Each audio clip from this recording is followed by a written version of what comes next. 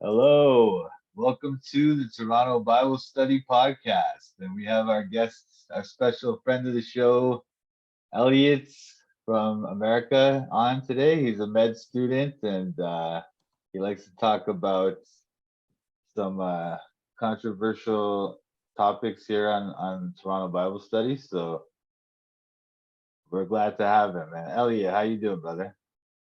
I'm doing great.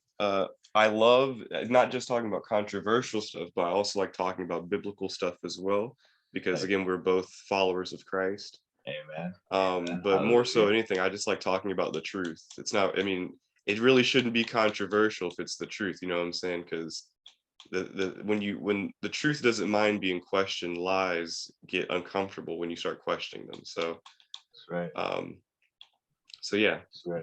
but other than that, I'm ready to get started, man. I love these talk conversations. I love these talks. You've Love these you've guys. also changed my, not changed, but you've come up, or you've introduced like really interesting things to me as well, like the whole terrain theory. I never heard of it until I talked with you, and once you Yeah. start looking into it and what it actually is, it kind of makes sense. A lot of it Uh, really does make sense. So Yeah, yeah. um Okay, well let's start with that then. Like, okay, so terrain theory. All right, so this is the idea that germ theory is basically wrong. Yeah, That yeah. we are Explain, not, explain, we are well, not explain both of them. Explain both of them, because it's sure. where one does it, one kind of fills in for the other. Like they sound similar, but they're completely different. But yeah, explain it for people. Yeah, okay. So all right, so the going kind of paradigm in medicine right now is that most diseases or many of them are caused by these microorganisms like bacteria and viruses which enter our bodies and then enter our cells and use our cells against us and that we have some kind of a system in our bodies called the immune system that fights these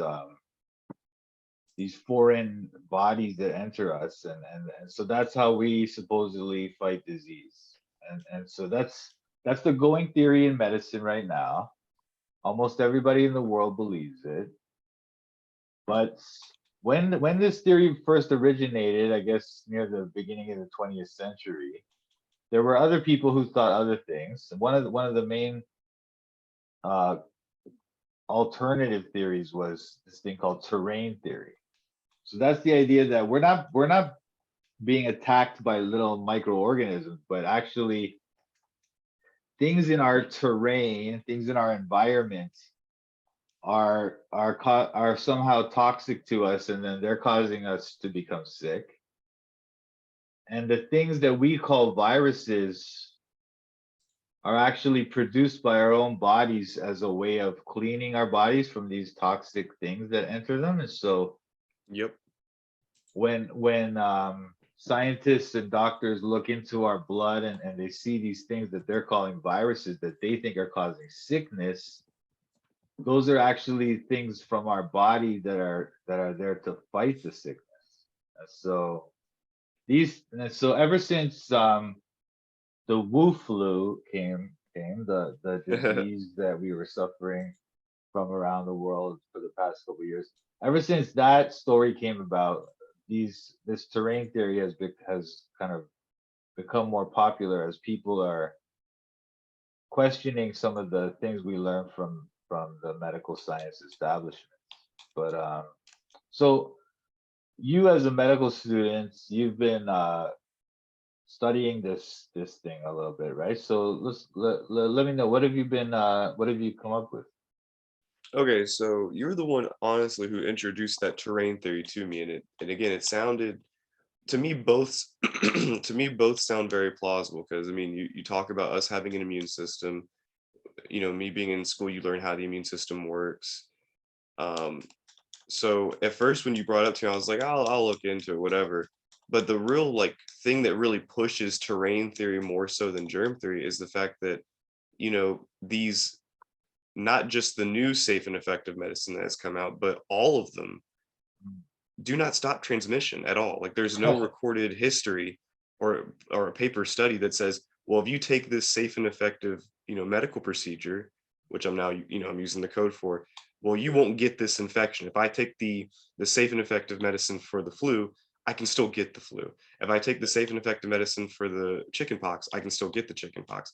So there's a, I mean, in me growing up, I didn't think that that's what safe and effective medicine was. I thought, okay, well, the safe and effective medicine, uh, it it it once you take it, it stops you from getting said thing. But Mhm. that's not true. It doesn't convey, because so this whole idea from the very beginning that, oh, well, if you get it, then if you take the safe and effective medicine, well, then now you won't get a now you won't catch it. Well, that's never been proven, and it's not even remotely true. And Yeah. it's like we in the medical community have been brainwashed into thinking this, that, oh, well, it's no big deal. I took this, so I should be fine. And it's like, that's not, I mean, well, you would be fine regardless, but now what you have them saying is the exact opposite. They said, well, thank goodness I took my safe and effective medicine, otherwise I would have died. And it's like, you have no idea of knowing that. Like, you're Yeah. making one huge claim saying that, well, because of this, like, do you see what I'm going with? Like, Oh, I mean, oh yeah. you cannot prove that just because you took it, well, thank goodness I took the safe effective medicine, because if I didn't, I would have died. It's like, no, you wouldn't have died regardless. Like, I know exactly. you would have most likely had just the sniffles at the very beginning. Yeah, So yeah. it's just very, very odd what's been going on. So back to what I was saying, you're the one who mainly got me into looking into it. And as someone, like I said, um who has been learning, taught medically, like what our immune system is, how it fights off infections, like how it does this, how it does that. um it sounds plausible, but the thing that like fills in the holes is the terrain part, because there's also no such thing as, like, they have on record they cannot, well, okay, I'm going too far. Let me say this. They they claim that if I am sick with the flu and I'm around you, that I can get you infected with the flu. But Right. there's no research saying that that's how it happens. Like, you have Yeah. actual research, in fact, that says, like, and this is the crazy part where it blew my mind. You Mm, have research, in fact, that says, well, that's not only not true, but what we're seeing is that we've tested people who've like drank like gallons of this stuff, like, or drink yeah. drink gallons of this infected material that supposedly the flu exists in, and And they're totally fine. We've done it they're with fine. not only one or two Yeah. people, but like hundreds of people. Yeah, yeah, And yeah, that's the thing that's wild to me. It's like, wait a minute.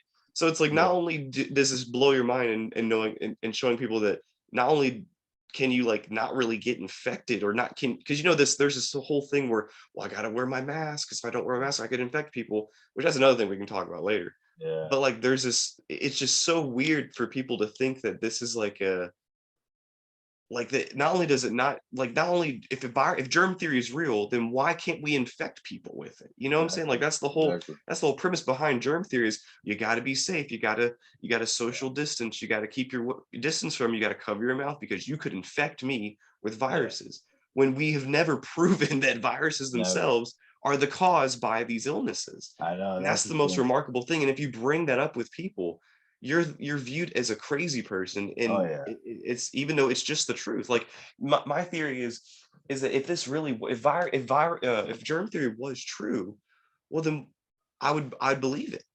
Yeah. But now that I'm finding all this conflicting evidence, it's hard for me to push this kind of nonsense, because the people supporting germ theory have themselves proven that you can't even get sick from these so-called viruses. I know, it's um, unreal. so it's unreal. And then We, when you start looking into how some of these safe and effective medicines were working, and some of them have patents on them, it's mm, just it's so much weird stuff that it makes you rethink how did these things come to existence in the first place? Because what we learn in school is that viruses are not only not alive, mm, but they're not dead either, because yeah. there's certain criteria that you have to have for an organism, or to be considered alive. Like, that's why we consider, how they say, oh, we found life on Mars, and it's like, okay, you found Yeah. a strain of bacteria, like, and again, this is NASA telling this to you, so please do not Supposedly. believe it. Yeah, yeah, Yeah. yeah. Yeah, They NASA never will, had the thing in their hand that they could look at. They just saw some exactly, yeah. picture of something, It's and a they, picture of a picture of a picture of a yeah, picture, and then they're like, yeah, we use spectroscopy to figure this out, and we use the color spectrum, and it's like, no, you didn't. Like, so the whole thing is just so, yeah. But It's so dumb. The yeah, thing is, it's yeah, so dumb. people just like believe anything a scientist says now, right? They're like the new kind of high It's the new priests. religion. Yeah, totally. They're But they're what I the was new gonna, priests. yeah, absolutely, the hierophants, you know. But what I was gonna Yep. say about the terrain theory thing, because when they came up with this germ theory thing, there was this guy Koch from Germany, very famous, and he came up Oh, with the this thing called postulate. Yeah, the Koch's Koch postulates. Yep. postulates, right? So I and remember. so Yep. and it makes sense because it's like, okay, if you're gonna try to prove that some disease or some microorganism causes a disease, what his postulates say, I think the way it basically goes is like you have to get some sample from the infected Yep. organism, and then you Yep. gotta like isolate the virus or whatever thing you think is causing the disease. You gotta take it out by itself, have it by itself, isolated, and then you have that thing. So that's the thing you're saying is it causing the sickness, and then you're gonna take that thing and put it in another organism, a healthy organism. Yep. And if you see that organism then become sick in the same way that the first one did, then you're like, okay, that's what caused the illness. And so that makes Yep. sense. That's like a scientific way to test it. But Yep. That makes what's sense. interesting, that makes perfect sense, right? But what's interesting and maybe you can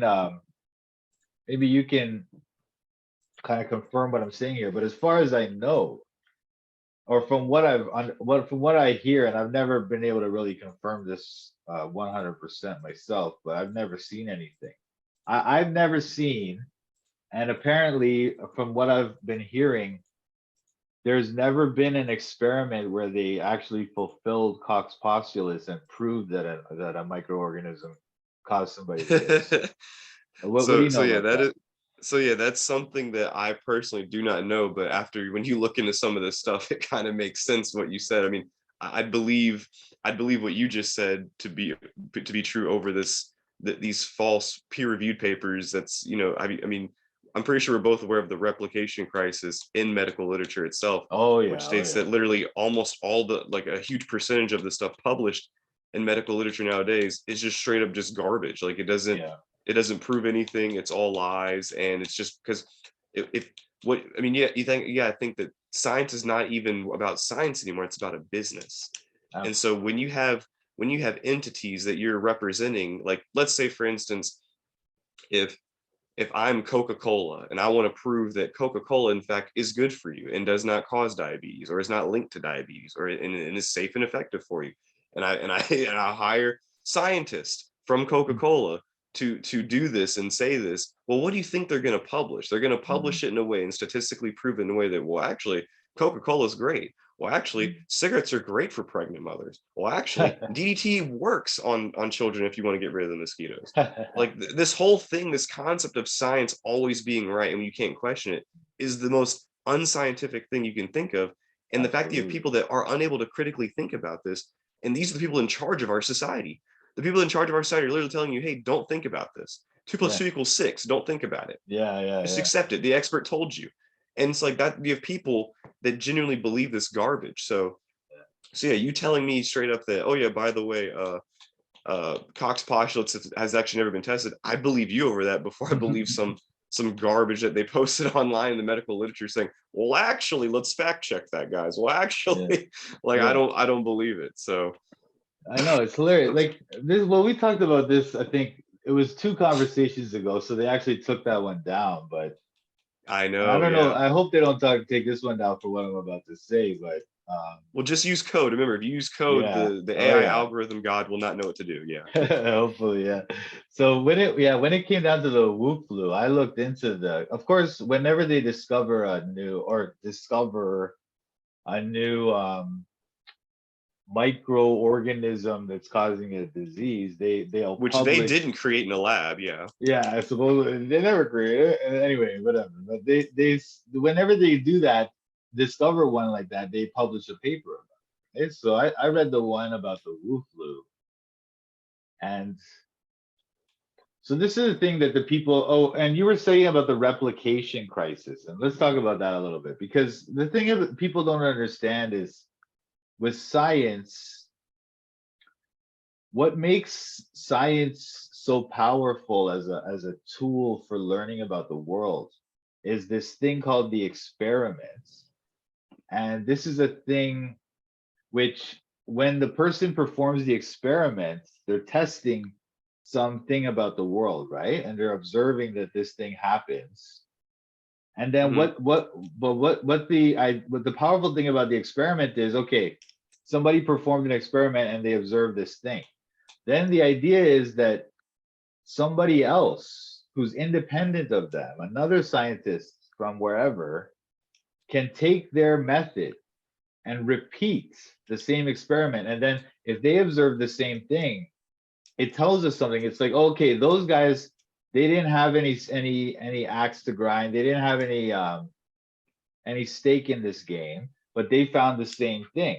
And so then if a number of different people repeat the same experiment and find the same thing, then it's like, oh, okay, this is a good finding, because Yeah, that's all literally the these scientific method. Yeah. that's the method, right? But the problem is, as you were saying, the replication crisis is that um, nowadays people will come out with an experiment and supposedly prove something about the world, but no one will repeat their experiment because it's like there's no money in that. And so you get these people that perform the experiment one time. That doesn't tell us anything. That they might have just messed it up or made a mistake, or maybe they're biased. So you're not supposed to trust just one experiment. You're supposed to trust it when many, many people have repeated it and gotten the same results. But that's not the way science is done nowadays. Yeah. Nobody repeats most experiments. And so it's just one experiment comes out and everybody just believes it, and then they go with it. And so that's one reason why science is so ridiculous now. But what do you think about No, no, no. I again, Mike, I fully agree with what you said that? because again, I'm as a student, I'm having to like look into these things on the in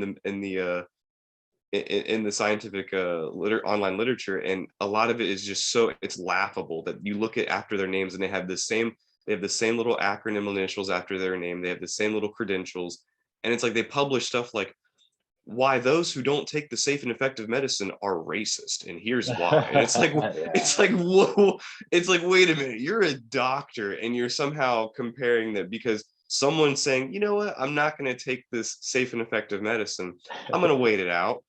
And which a lot of us at the beginning did. I mean, I didn't care who was in office at the time because I'm an American, and I remember.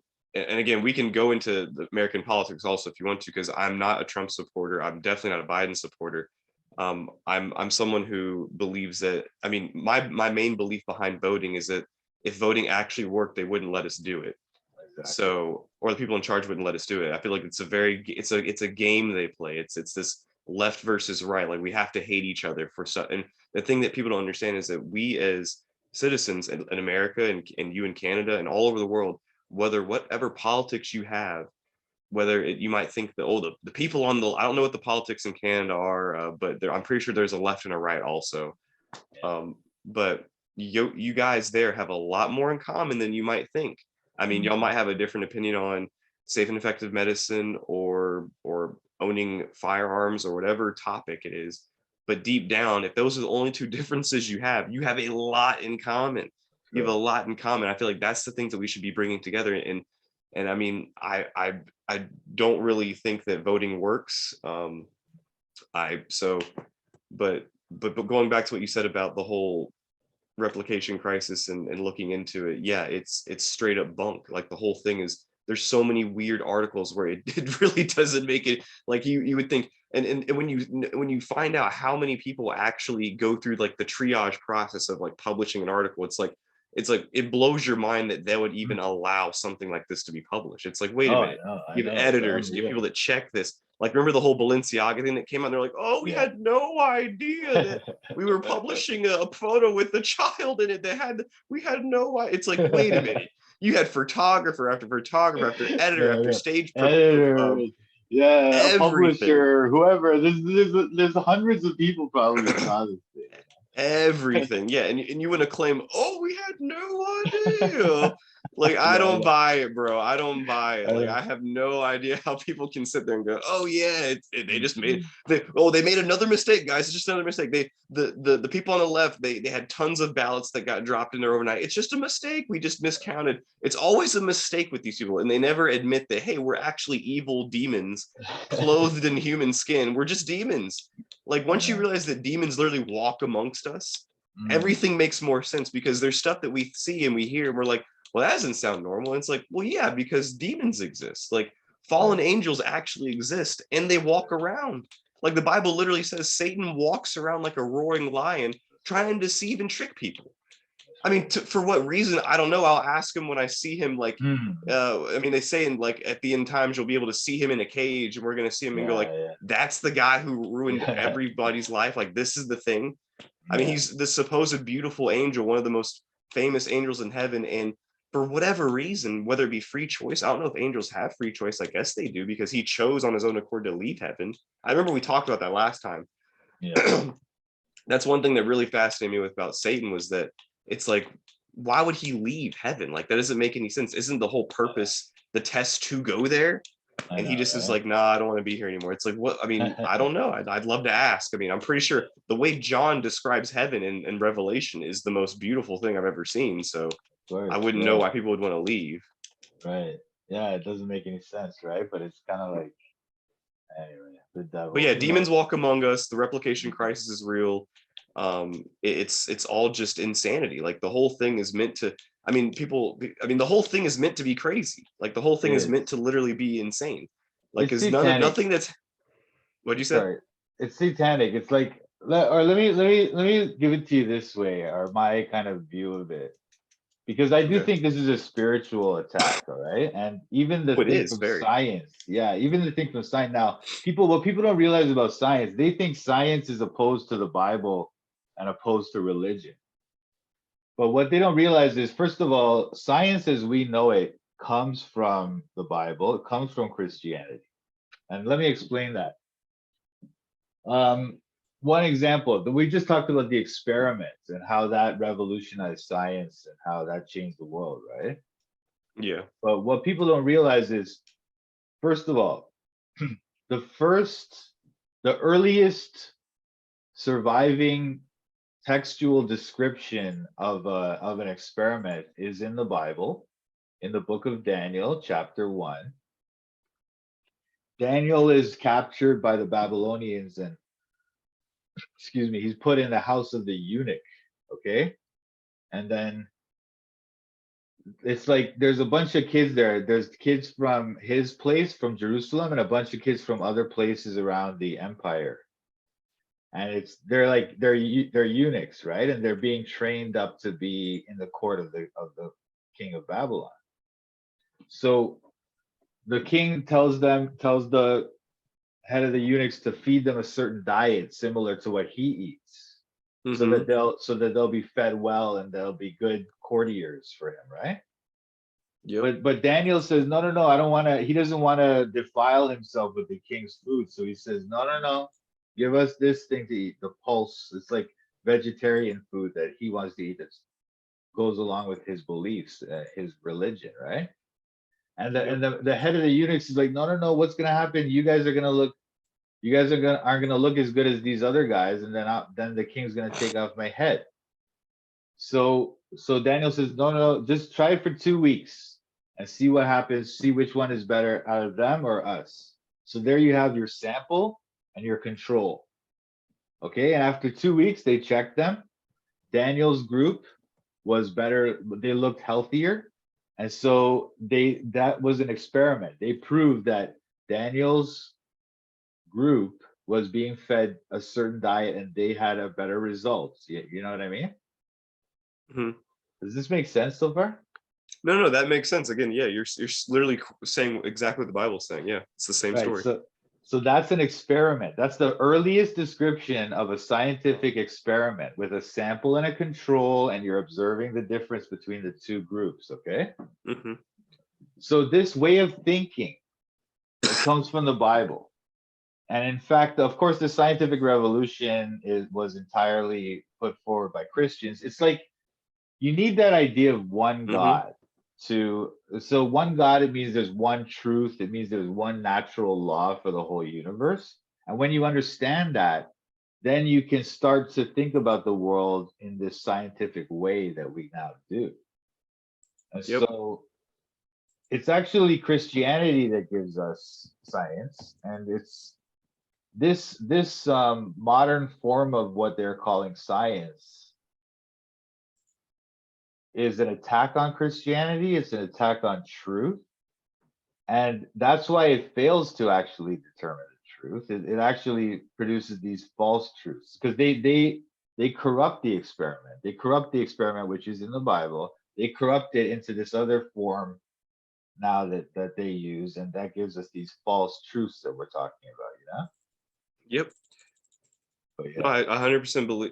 I mean, you're 100% correct on this. A lot of early scientists, where science was actually science, it was started by Christians. And I think there's a famous scientist. I think it's either I forgot the actual scientist's name, but his quote, I think, if I'm not butchering it, it's the first couple sips in the glass of science will turn you into an atheist, but at the yeah, bottom of the glass is where you will turn into a Christian or something along the lines of that. And that's right. to me, That's that right. makes perfect.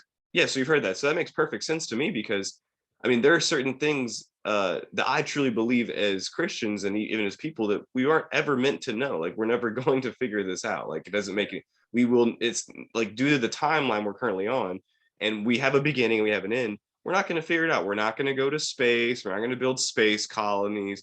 We're not Yeah. going to be Starship Troopers and go and fight the bug aliens. Like this Yeah. whole idea of us like expanding upon the universe and like colonizing the entire known universe and the final frontier space. Like it's all a fantasy. Like it's Yeah. literally a comic book. Yeah. It's literally a comic book for atheists. Like that's literally what it is. I mean, Absolutely. I mean, as someone who used to love space, I used to Mhm. love all the, the black holes, the white holes, the theories behind it all. But when you start looking into it, I mean, first of all, once you start realizing that NASA is demonic and just is meant to just deceive everyone, it kind Yeah. of makes you go, yeah, I don't want to buy into the whole space thing anymore. I kind of just Yeah. ditched that. I will look up at the stars at night, what I can see. I think it's beautiful and it's God's creation. But me looking at these fake pictures of all this stuff and we got to look at Saturn. Look at Saturn. Saturn's Yeah. amazing, guys. It's like, why are y'all obsessed with Saturn? It's very Yeah. weird. But I mean, that's a whole nother topic of why the elites worship Saturn Yeah. practically. Yeah. We But can get into but that maybe too. Yeah. yeah, you could probably enlighten me on that. Someone brought that up to me and I'm like, what? No way. And then you see it Yeah. everywhere. Like I was in the airport Everywhere. and I know. they have this new show called Saturn this. I'm like, what the, it's like, how once you hear something from someone and you Yeah. see it everywhere. I Yeah. just Yeah. recently learned about the whole Saturn thing and I'm seeing it everywhere. The whole weird hexagon at the top of it. I'm like, this doesn't make Mhm. any sense. Why is it a hexagon? Like Yeah. normally stuff doesn't take that natural shape, No. um It's but absurd. yeah, Yeah. That's not what's there. They just drew that or yeah, whatever it's very weird. But yeah, the whole thing with space is weird. The whole thing, like you said, with demons is it's meant to be demonic. Like they did. everything that we see is this pillar of our community, the FDA and the CDC, they would do Yeah. no harm to us. They're clearly all evil. We see the same thing with NASA. We see the same thing with CERN. I mean, there's so much weird stuff, and it all goes back to like Switzerland or Geneva, Switzerland. Mhm. It's so weird that there's Yeah. so many weird connections that go back to Geneva, Switzerland. And it's you Yeah. look into it, it makes you seem like a crazy person, but I know. sometimes the truth is stranger than fiction. So when you look into some of these things and it's like, okay, what are they doing at CERN? Oh, they're just Mhm. trying to, collide particles together faster than the speed of light to, just to see what happens. It's like, Yeah. well, that doesn't make any sense. Like, what's the like science always has a purpose. Like, I don't, you don't do things as a scientist to just like, let's just Operation Fishbowl the whole planet's atmosphere. It's like that doesn't make any sense. You don't throw a nuke into the atmosphere of the Earth just to see what happens. Like that doesn't make any sense. Yeah. Yeah. So It's crazy. we are literally It's a, controlled by demons. Like there are people yeah. in positions of power that are controlled by demons, and that's just the truth of it. And we as scientists, we started off as Christians and really wanting to push the whole. I mean, just to figure out, because the thing is, science is almost like in math is like a language that God has given to us to Mm. see the natural order of things.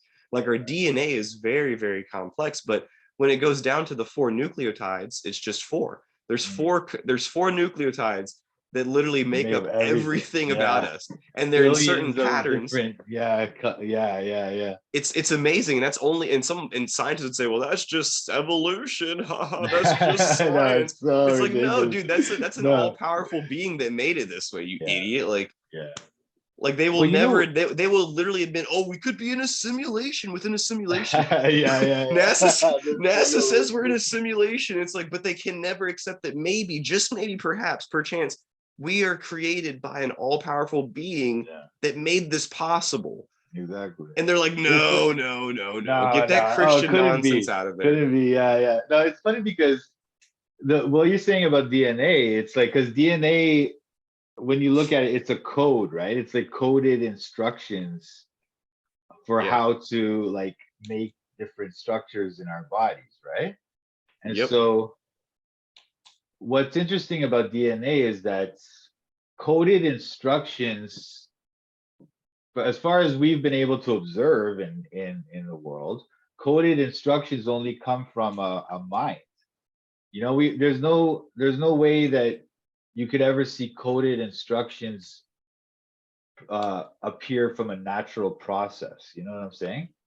Yeah. Like It doesn't, there's yeah, it no, doesn't make sense. right? It doesn't make any sense. So the fact that this thing, DNA, one of the most fundamental parts of the living being is a coded instructions. How could that be, right? So it must Yep. come from a God, from a mind, but this is another thing that they refuse to acknowledge.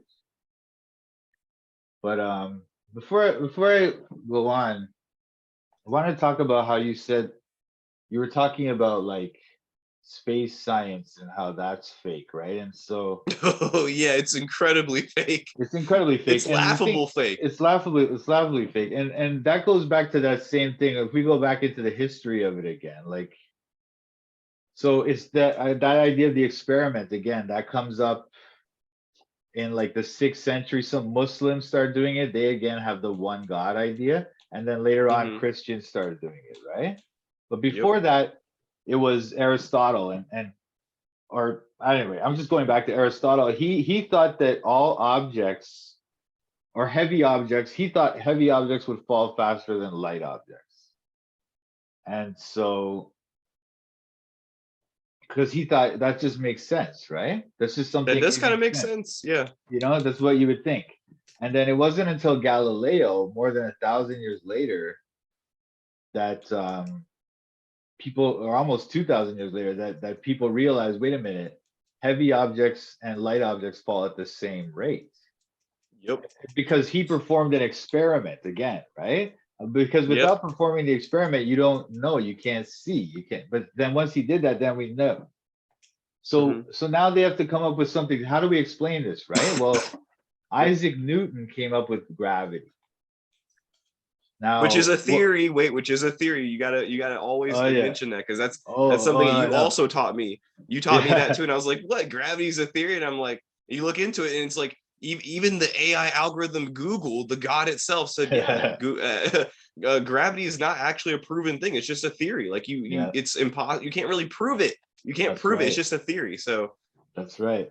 Now think about this now, because by the time, like, because now they're already talking about round Earth and the sun goes around. I mean, the Earth goes around the sun by the time of Newton, right?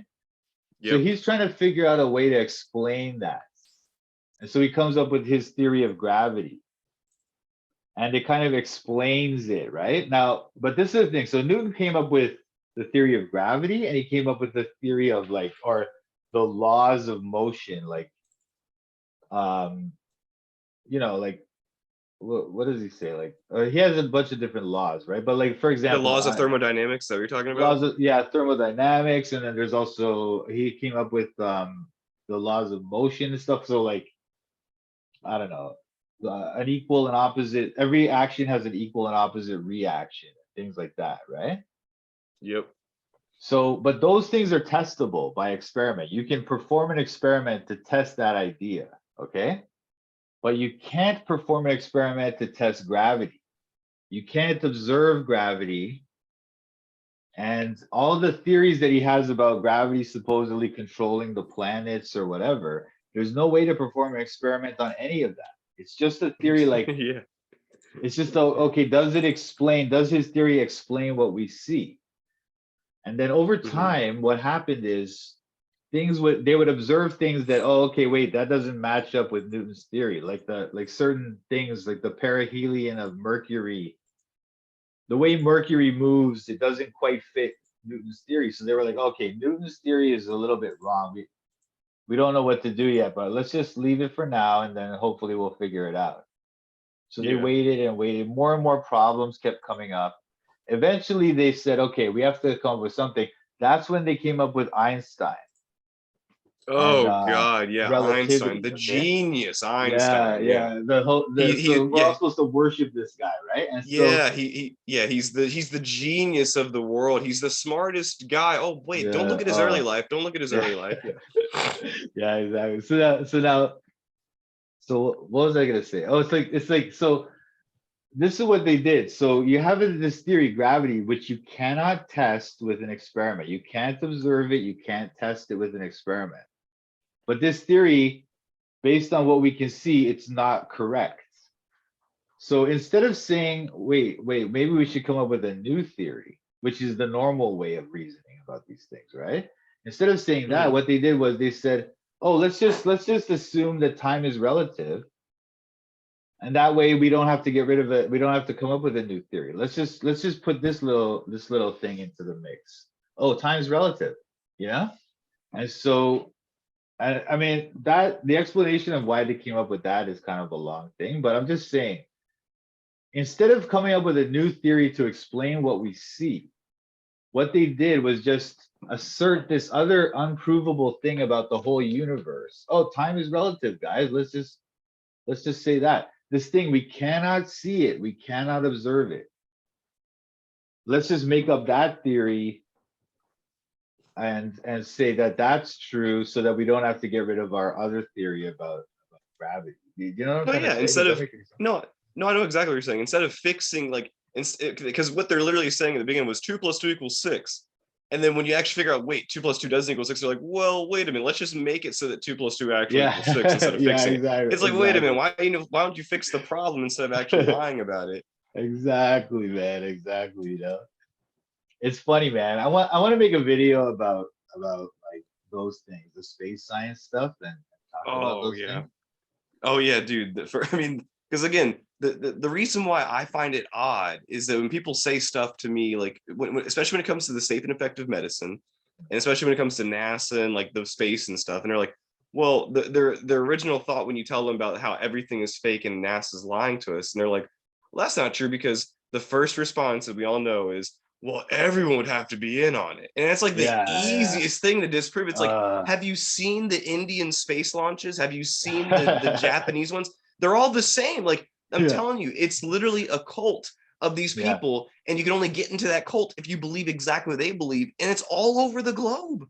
Like, yeah, yeah, like so when they say, I'm like, yeah, so you agree then? If they have to, if for in order for it to work, they have to all be in on it. Well, then you yeah, also agree because that what yeah, you're saying actually is the truth. They would have yeah, to be in on exactly, it, and they just exactly. can't comprehend that. You can see Yeah, the wheels trying to turn and keep yeah, going, but yeah, they can't critically think. yeah. So Or but then the other thing is because they think it's like, oh, all the scientists, the millions of scientists have to be in, but that's not what it is. It's like yeah, there's it's like there's three of them. there's a few people at the top, right? Yeah, and everyone else is just a bunch of brainwashed. Like they never Exactly. question. I mean, just like, I mean, for anyone listening to this, I don't know, whatever, but if you ask a scientist what we're saying about experiments and these things, first of all, most of them don't even understand. They don't even know what we're saying here about experiments and stuff, or they kind of know it, but they won't go to the next thing to say, to think critically about, let's say, space science, and say, hey, wait a minute, Hmm. you can't perform an experiment on outer space, or Yeah. whatever. You can't perform an experiment on the climate to say, Yes. Yes. oh, Yes. climate change is caused by human activity. Well, you cannot observe that. You cannot possibly demonstrate that. It's Yeah. impossible.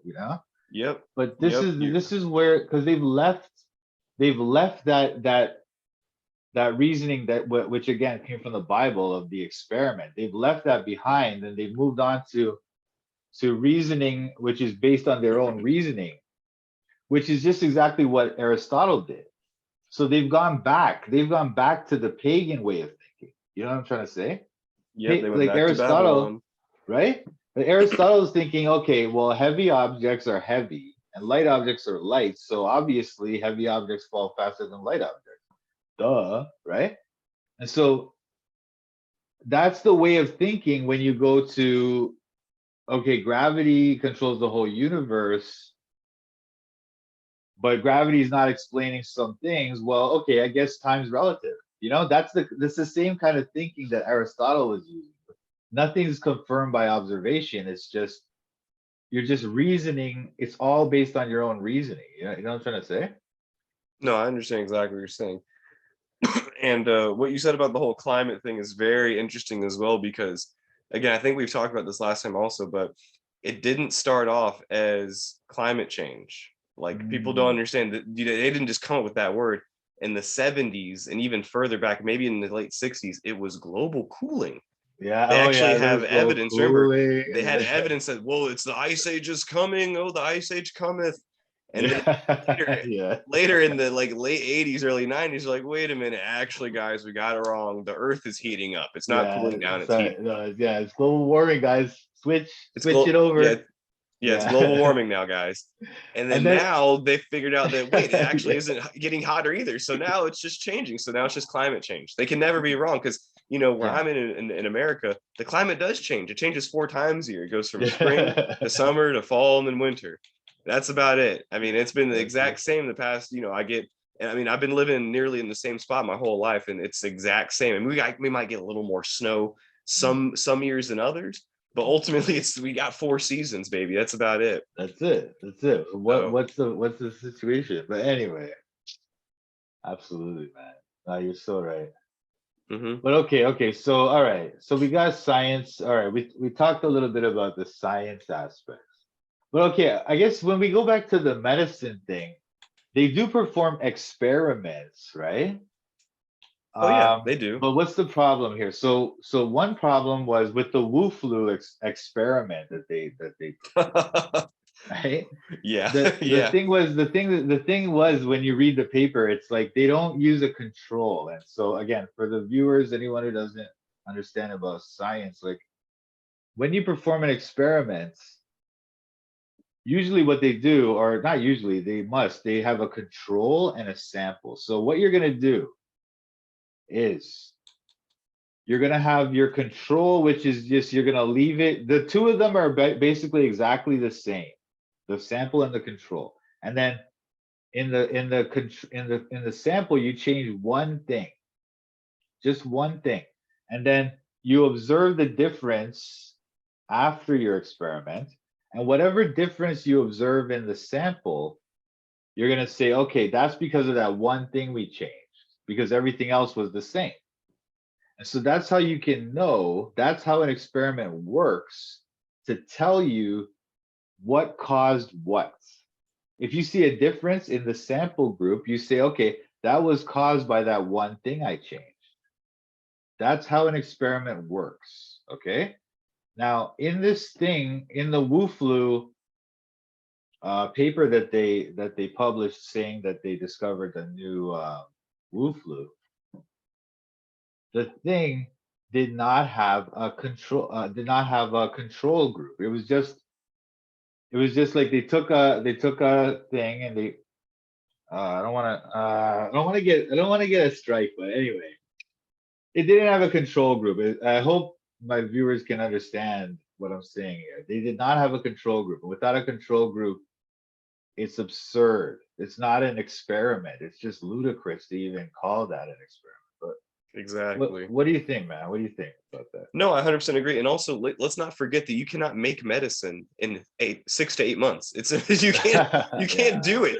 You Oh, literally I know. cannot do it. Like the fact that, first of all, I mean, that's the one huge aspect with this where I was like, what in the world? Like this whole Operation Warp Speed that was started under a Republican named Trump. Let's not forget that he's like, oh, the Republicans are the most clean and great people. It's like, wait, did you forget about the whole war on terror that happened from the early 2000s, and we finally got out of Afghanistan? Like we Mm, should have never been there to begin with. we should, I mean, in my personal opinion, we shouldn't even have military bases.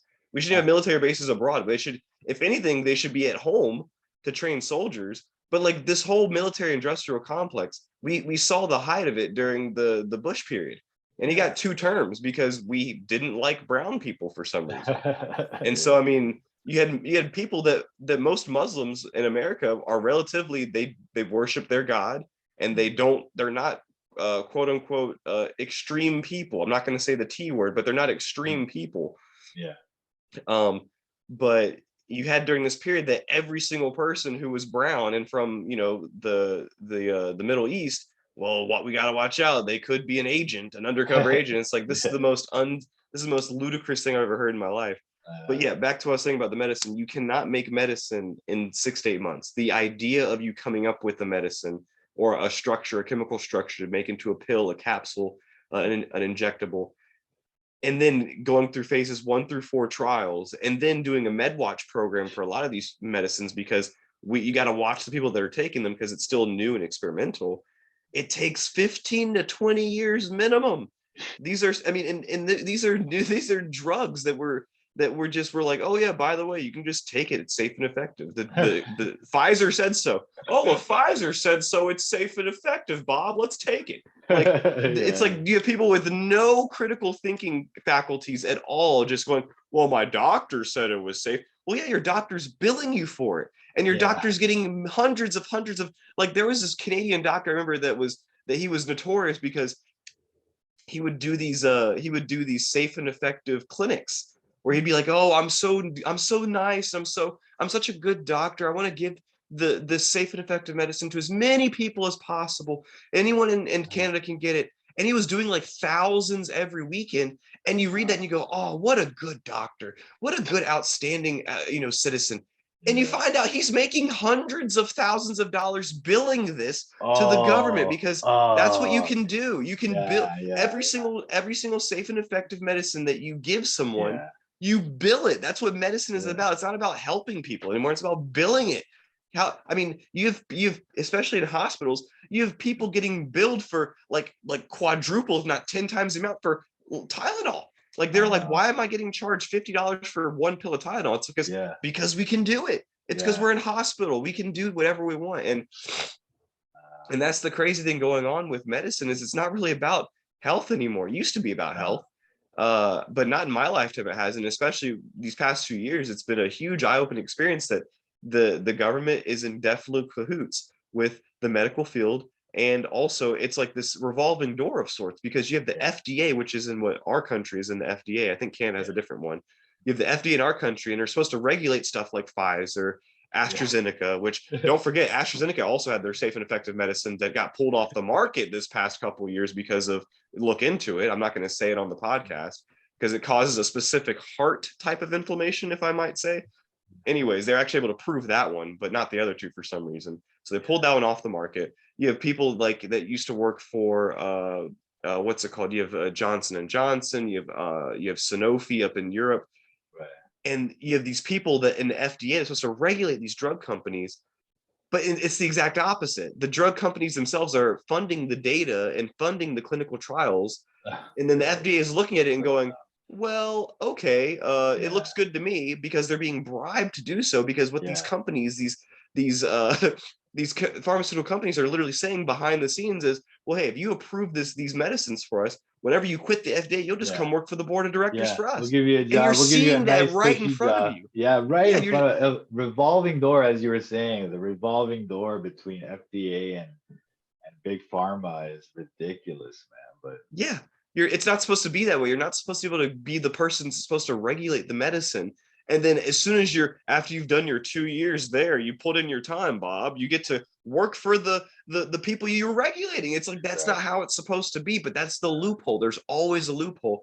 And these people aren't stupid. They're incredibly smart. What's stupid is the average person. The average person is incredibly stupid. That's why personally, I don't think democracy does work, because I mean, you have people that don't even know anything about anything that are voting. That's why voting works for the people in power, because if it really did work, we wouldn't get anything done anyways, which is exactly what's happening. Because you have stupid people voting, And then somehow in the middle of the night, you have millions of people voting for people randomly. And it's like Yeah. these mail-in ballots don't Yeah. work. There's so Yeah. many red flags with our voting system in America and that no one Oh, cares about. I know. So It's like with the voting thing, it's like, I don't know, man. People are naive to think that they would let us have that kind of power. But it's like it allows them to blame it on us, when they make yeah, mistakes or whatever. well, It's you like, oh, voted well, you for them. voted for them, yeah. Exactly. So the real power is insulated from criticism. We can't even see who they are, the true elites. Oh yeah, but they all have a specific last name that you start looking into. It's kind of odd. They There's all that. come There's from that. I do think it's bigger than those things, like those it is. Rothschild It things, is. and I think actually they're underneath. But anyway, without getting into all that, I wanted to ask you before we carry on, like, because you were talking about the safe and effective medicine, right? Oh yeah.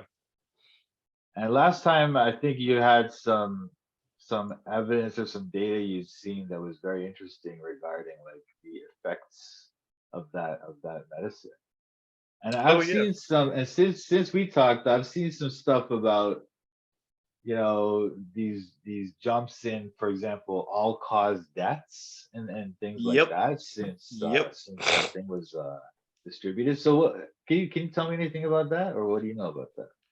Well, first of all, the one thing I found very interesting was there in Canada, there's this thing where this whole past year they've been trying to track that apparently there's been doctors dying left and right.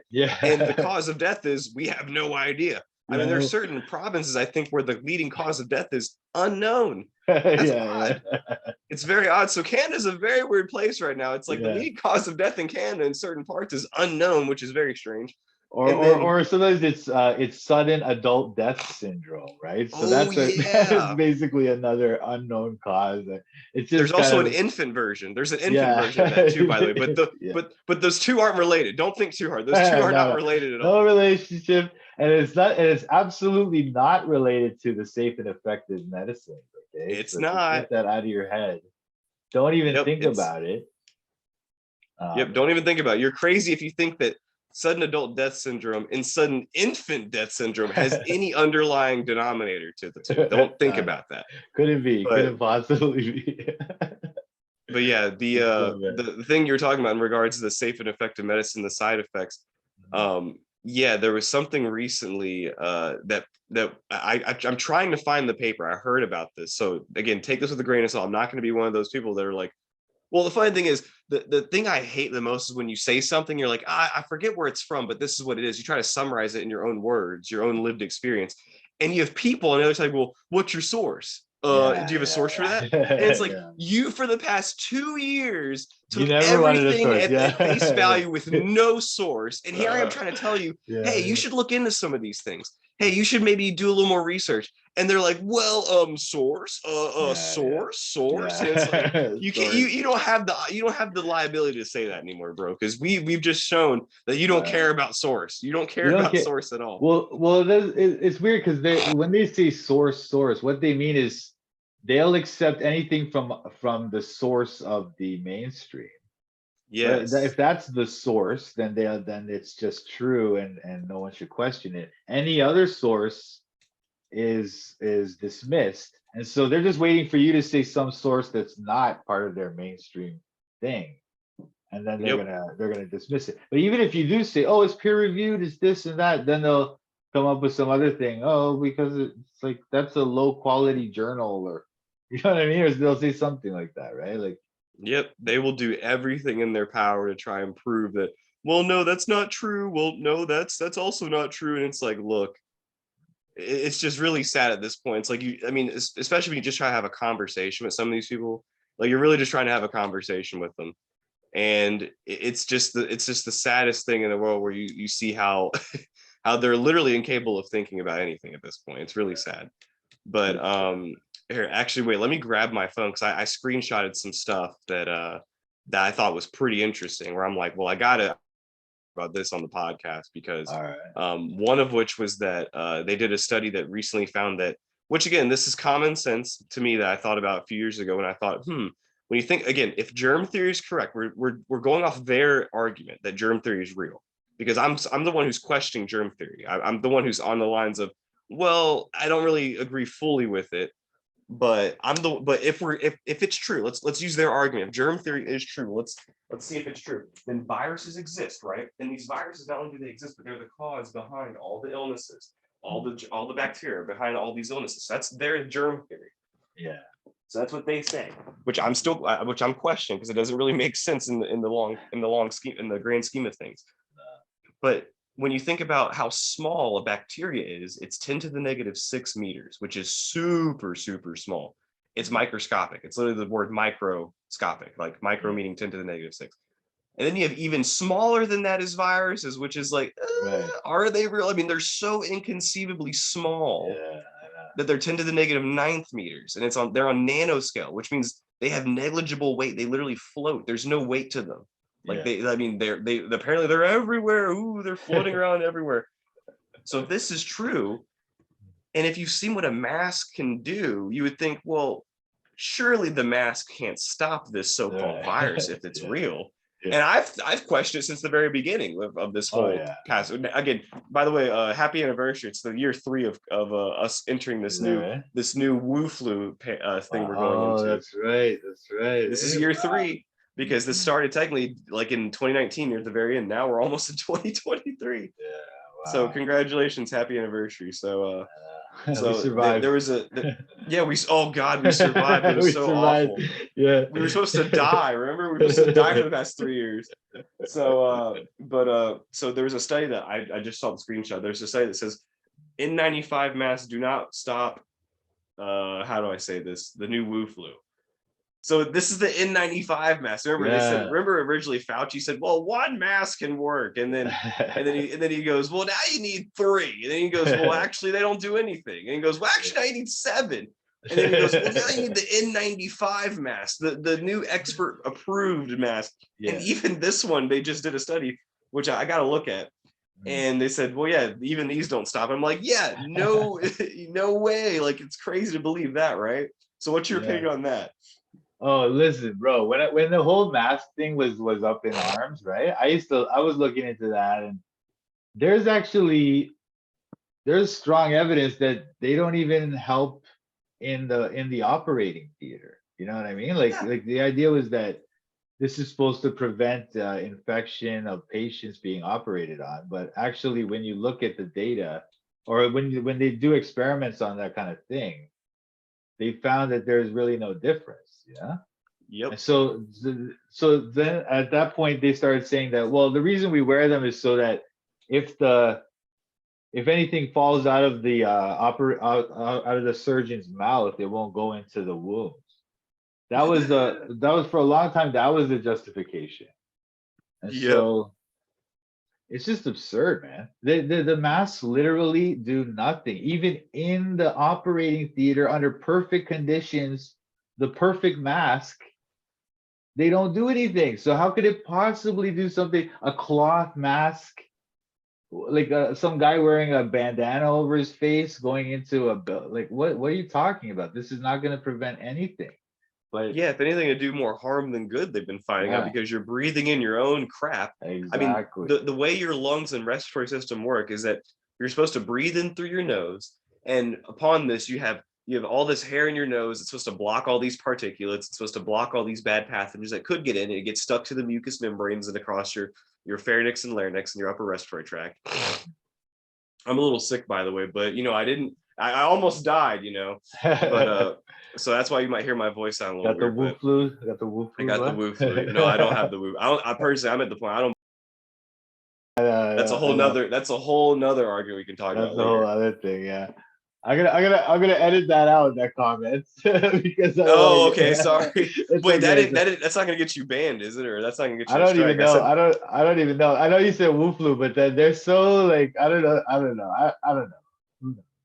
It's okay. Don't worry. No, okay. So I'll be more careful, but yeah. So we're seeing now that that the masks are doing more harm than good, because you're supposed to breathe in through your nose. I explained that process. And when you're blocking that actual mechanism, what are you doing? You're breathing through your mouth. You're breathing through your mouth, and you're exhaling all this garbage. Because when you exhale, you're supposed to exhale through your mouth, Right. or actually not. You're supposed to, but a lot of times you can. And that's Sure. or even if you exhale through your nose, you're getting all this particulates out of your system. Yeah, Same and thing then with a it's in that sneeze. mask. Yeah, Yeah, and it's yeah, and going in the it's mask, and it's staying in there for staying in weeks and there, and sometimes then you're months. Yeah, breathing back in. Yeah, yeah, and it's going all over. It's so disgusting. It's so it's disgusting. gross. And you know what It's was the very, worst very thing about gross. it? You know what was the worst thing, bro? Like I used to see pictures of there'd be a classroom of kids. All the kids have masks, right? These disgusting masks, and all the adults are maskless. You know what I mean? So Yeah, it's like they're pushing this ridiculous thing onto little kids, man. Little kids, and then they don't even do it themselves. You know, it's so sick. It was so sick. I don't know.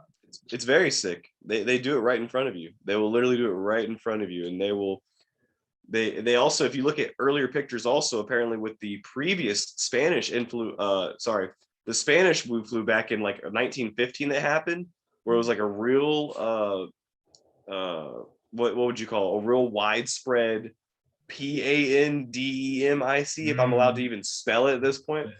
But they did the same thing. It was the exact same thing with them too. Yeah, It was literally, yeah, they would just wear they would wear their the plebs would wear the mask, but not yeah, the people in charge. yeah, And it's like you exactly. have people like that still going through today, where it's like, yeah, that's another big thing I noticed too. It's like, wait a minute, why do I have to wear, but Bill Gates doesn't? I mean, you see I him know. walking around Yeah, everywhere. I mean, yeah, yeah. he's the leading medical health expert these past years. Bill Gates. I mean, that's another reason why I didn't trust this, was because Yeah.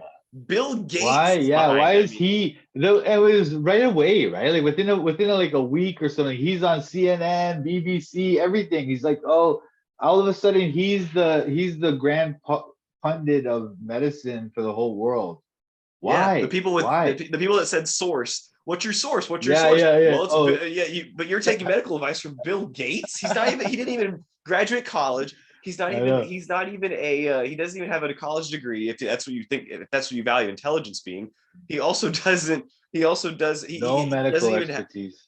Yeah, Yeah. no medical expertise at all. But yet you're going to take everything he says at face value, and he will even he. Unbelievable. And if it's really about public health, remember, if this is really about public health, well, you wouldn't mind giving these new safe and effective medicines to poor people in Africa, right? He is on Mm. record saying, no, I don't want to do that. Because you know why? He won't make money doing that. I mean, he's made Yeah, yeah. money off this. Oh, I know, man. That's the other thing. It's like the man is one of the most heavily invested in vaccines you can imagine. And then you got him on CNN saying everyone should take vaccines. The whole world, we need everyone in the world to take vaccines.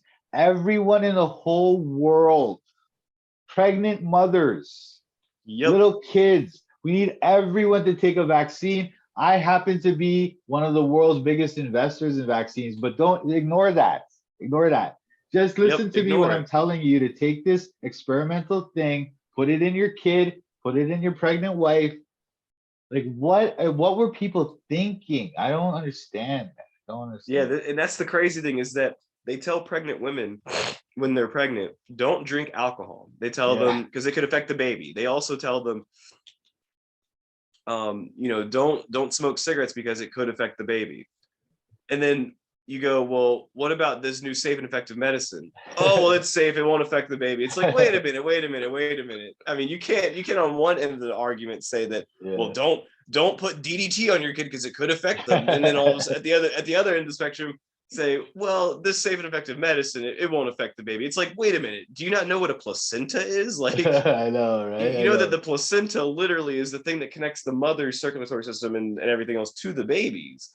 Like, so They it's don't very, care. very, very odd that people in the medical field these past years have went, oh yeah, everything's fine with the medicine, everything's Yeah. great, it won't affect the baby. And it's very odd. So yeah, It's in that because regard, they're just a bunch of, I mean, no offense to the doctors or whatever, and no offense to no, you, of you course, can too. offend them. Again, I I do not know. respect them at this point. So I you're know, preaching to the I choir, know. bro. Unfortunately, yeah, that's the reality. Like this, the truth is, they're not scientists. They're not.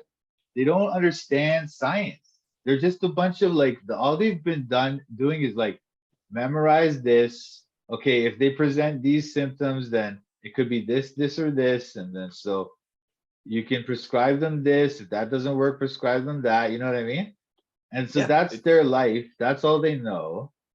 And they don't understand how to think critically about science to say, wait a minute, is this experiment even valid? Like, I talked to my doctor about this stuff, what I told you just now about the Wu flu experiment and how Oh, what was his reaction? oh, he doesn't even know what I'm talking about. He doesn't, that's what I'm saying. They don't get it or they don't want to get it. I don't know what it is.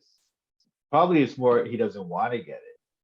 Yeah, But they the can't, and that's the reality thing. is, You no, go ahead. What were you gonna say? I was just gonna say the reality is that like anyone who's trained in science, if I explain what I just explained about those things, they should understand what I'm saying. And if you can't like factually refute what I'm saying, then you should understand that there's a problem here. But instead, they just ignore people like me. They'll just say, "Oh well, he's not a doctor, so he doesn't know." You know, even though I just told you stuff that it doesn't matter if you're a doctor. What I'm saying, if I'm right, then what you're saying is wrong. You know what I mean? I don't know. What do you No, think? no, you're 100% correct. I mean, that's the crazy thing is that people really can't feign ignorance at this point. Like it's at the very beginning, I will admit that I was a little bit worried about this whole new Wu flu that came about, and I was worried. Sure. But then once you started after a month or two, look into the numbers and you start looking at the weird inconsistencies that they're now counting Wu flu deaths, even if you Yeah. die, they'll just test you. And again, the test will always be positive. Yeah. It's a rigged test. And you start looking at these weird inconsistencies with the data, and you're like, and you start asking questions, and instead of people being like forthcoming and going, yeah, it is an interesting question, we'll look into that, they went, nope, it's already been settled, the science has been settled. Yeah. But then also you see that they'll use both arguments from both ends of the spectrum and say, well, the science is settled, and then also they'll say, well, wait, the science changed, it's no big deal, the Yeah. science changed. Yeah. Yeah. So it's like on one end they do the science change, on the other end they say, well, the science is settled. So you're talking to people that are actually lunatics. These people are actually insane. Yeah. They are literally, it's like a societal insanity where Oh people yeah. as a society, as a I'm talking about the whole world. If they are the kind of people who listen to the mainstream, they literally cannot distinguish reality from fantasy. They have literally come to that point in life, you know what I mean? The whole No, yeah. mainstream, you know? And No, it's I so 100% sad. agree. Yeah, yeah. I mean, they tried to say, oh, mass formation psychosis isn't real. It's like, I don't know. These past few years have literally seem Mm, to have proven that for a fact. So, yeah. That's exactly but what it yeah, is. Yeah, it's like the psychosis. It's like a psychosis that they've honestly created. It's like because it's not like the people have a psychosis where they literally can't distinguish reality. It's not where they literally see pink elephants, right? It's a situation where they've been taught something about how to learn about the world, how to reason about reality. They've been taught something wrong about how to reason, and so that's why they can't distinguish reality. They literally just have this wrong way of thinking, and they refuse to rethink that. That makes any sense? I don't know. no, that makes perfect sense. I mean, we just experienced it the past 2 years. So, but yeah, the whole ignorance thing is you can't really feign it anymore. I mean, if you really are a scientist and you claim to want to find out the truth about the universe and everything about it, you can't really uh you can't really at this point feign ignorance, go, well, we didn't know that it wasn't safe and effective, well, we didn't know this, or we didn't know that. It's like, what do you mean you didn't know? Like, you had people from the very beginning, which again, I used to make fun of the people on the anti safe and effective medicine side. I used to make fun of them a long time ago, and say like, oh, what do you mean these things aren't safe and effective? And they're like, well, it's not just this one, it's all of them. And I'm like, Yeah. no, no, I really did think that. I was like, no, no, no, no, no. So whenever I talk about this with people now, I try to be patient, like other people were patient with me, because I everything that they're saying now, I also thought. Like, it goes back to the whole NASA thing also. Like as someone who used to love NASA and used to, I mean, literally research it, and as a hobby, I loved looking into the space, looking to the galaxies, and all the pictures. Oh, they're so colorful. The pictures are amazing. Mm. The pictures are so beautiful. They're so beautiful, Oh, but it's not CGI. real. And that's the thing. Yeah, Once you yeah, look into it and you realize that there's so many weird inconsistencies with not only the ISS, the International Space Station, which there's no record of it being built. There is no actual station where everyone, including our enemies, remember China and Russia, people are up there together. They're our enemies, right? Mhm. Well, then why are they up there together in Yeah. this fake, constructed thing in space, orbiting space at 666 million miles per hour? It's like Yeah, yeah. everything is so weird and inconsistent. But I try to be patient with people who think these things, because I also used to think those things as well. Yeah. And I've had people that were patient with me. So I'm hoping that if I can be patient and explain things in a nice, calm manner, like it was explained to me, maybe I can get people to see my side of things. Because the Yeah. thing about them is that the people I used to represent is that they're the most small-minded, intolerant people. And science is supposed to be about expanding ideas, like talking about the fringe subjects, Yeah. because that's where like actual innovation comes. It doesn't come from within the realm of, like, if I'm an electrical engineer, well, us go back to the early candle makers, the people that used to make candles, that they could never conceive of making light bulbs. Like Right. that's what I'm saying. Like Right. that type of innovation comes from within the fringe of the outside of engineering, the outside of the science area. That's right. And that's how that works. So the best candle makers couldn't have ever conceived of the light bulb. Yeah. Someone, Thomas Edison, if he really did invent the light bulb, I don't know. I'm guessing he did. That's what they say he did. I guess Um, so. but yeah, this whole idea of trusting the experts and everything, it's like you don't have to. I mean, people think that just because I'm in the medical field, well, I'm for medicine. I'm pro everything medicine. It's like, no, actually, I'm against everything that's really been going on, because Yeah. it's affected me as a person, because I was unable to do some of my medical rotations because I didn't take the safe and effective Right. medicine. I didn't drink the Right. Kool-Aid with people. So they Right. wouldn't even Right. allow me to step foot in their hospital, which was Wow. which was the furthest thing from being scientific or Yeah. public health related. Like I mean, I've known from the very beginning that these safe and effective medicines weren't going to work. And the fact that hospitals, even, there's still certain places, I kid you not, that will not allow you to step foot in their in certain areas, or even travel to certain areas, unless you've taken the safe and effective medicine, Right. which is the most ludicrous thing in my opinion. But there's good news though. So if people that are listening and they're thinking, and if, which first of all, if you've thought anything against what we've said at this point, you're still listening, bravo, because what we said, everything we've said this far has been the exact opposite of what people that swallow the Kool-Aid believe. But if you're still listening, congratulations, you Mhm. won. Yeah. But the good news is that if you did not take your safe and effective booster within the past 6 months, you're just like me, baby. You're just like me. Your immunity is what you have. You literally are what's called VACCI. If I'll spell it Yeah. out, I'm not sure if you'll get you strike, but you know what I'm saying. Yeah. You are exactly like me. You're just like me. So there's no Yeah. point in hating me, because you're just like me. Yeah. We're both you know the word. I don't have to say it. So there's good news in all of this. So the funny thing is, I'm at the hospital I met, there's people that you can tell haven't taken their booster or their boost. They haven't been boosted, but Yeah. they still act as though, oh, these are working, these are safe. But it's like, Yeah. do you see the cognitive dissonance going on? Is that I they know. themselves know that, or they themselves believe that this is safe and effective, and you can't question it. But yet they don't follow the rules of these people that Right. they're following, which says, well, if you don't get one in every 6 months, you're just like the unblanked. Yeah. And so that's a Absolutely. weird dichotomy, right? Where it's like, on one hand, they're like, no, all of them are safe and effective. It's like, well, if you believe that, shouldn't you get the boost? Yeah. Why won't you boost? Yeah. And so they won't admit that. They will never admit that. So that's the sad thing. But That's why it's partly spiritual too, because it's like when you and I'm not gonna say this about any religion, right? Like if you believe in a religion, you believe in some kind of truth, some ultimate truth, some universal truth, which is beyond human ability to change, right? And so yes, when you have that notion of truth, then you can see that anything that contradicts that is therefore wrong. And so that's how logic works. That's how you can understand the universe. Yep. But when you have a way of thinking like this, where it's just like, okay, whatever they say is true, whatever Yep. those people say is true, and even if they say something that contradicts what they said earlier, the new thing Still they said true. is true. Yeah, it's whatever Yeah. they say is true. It doesn't matter what.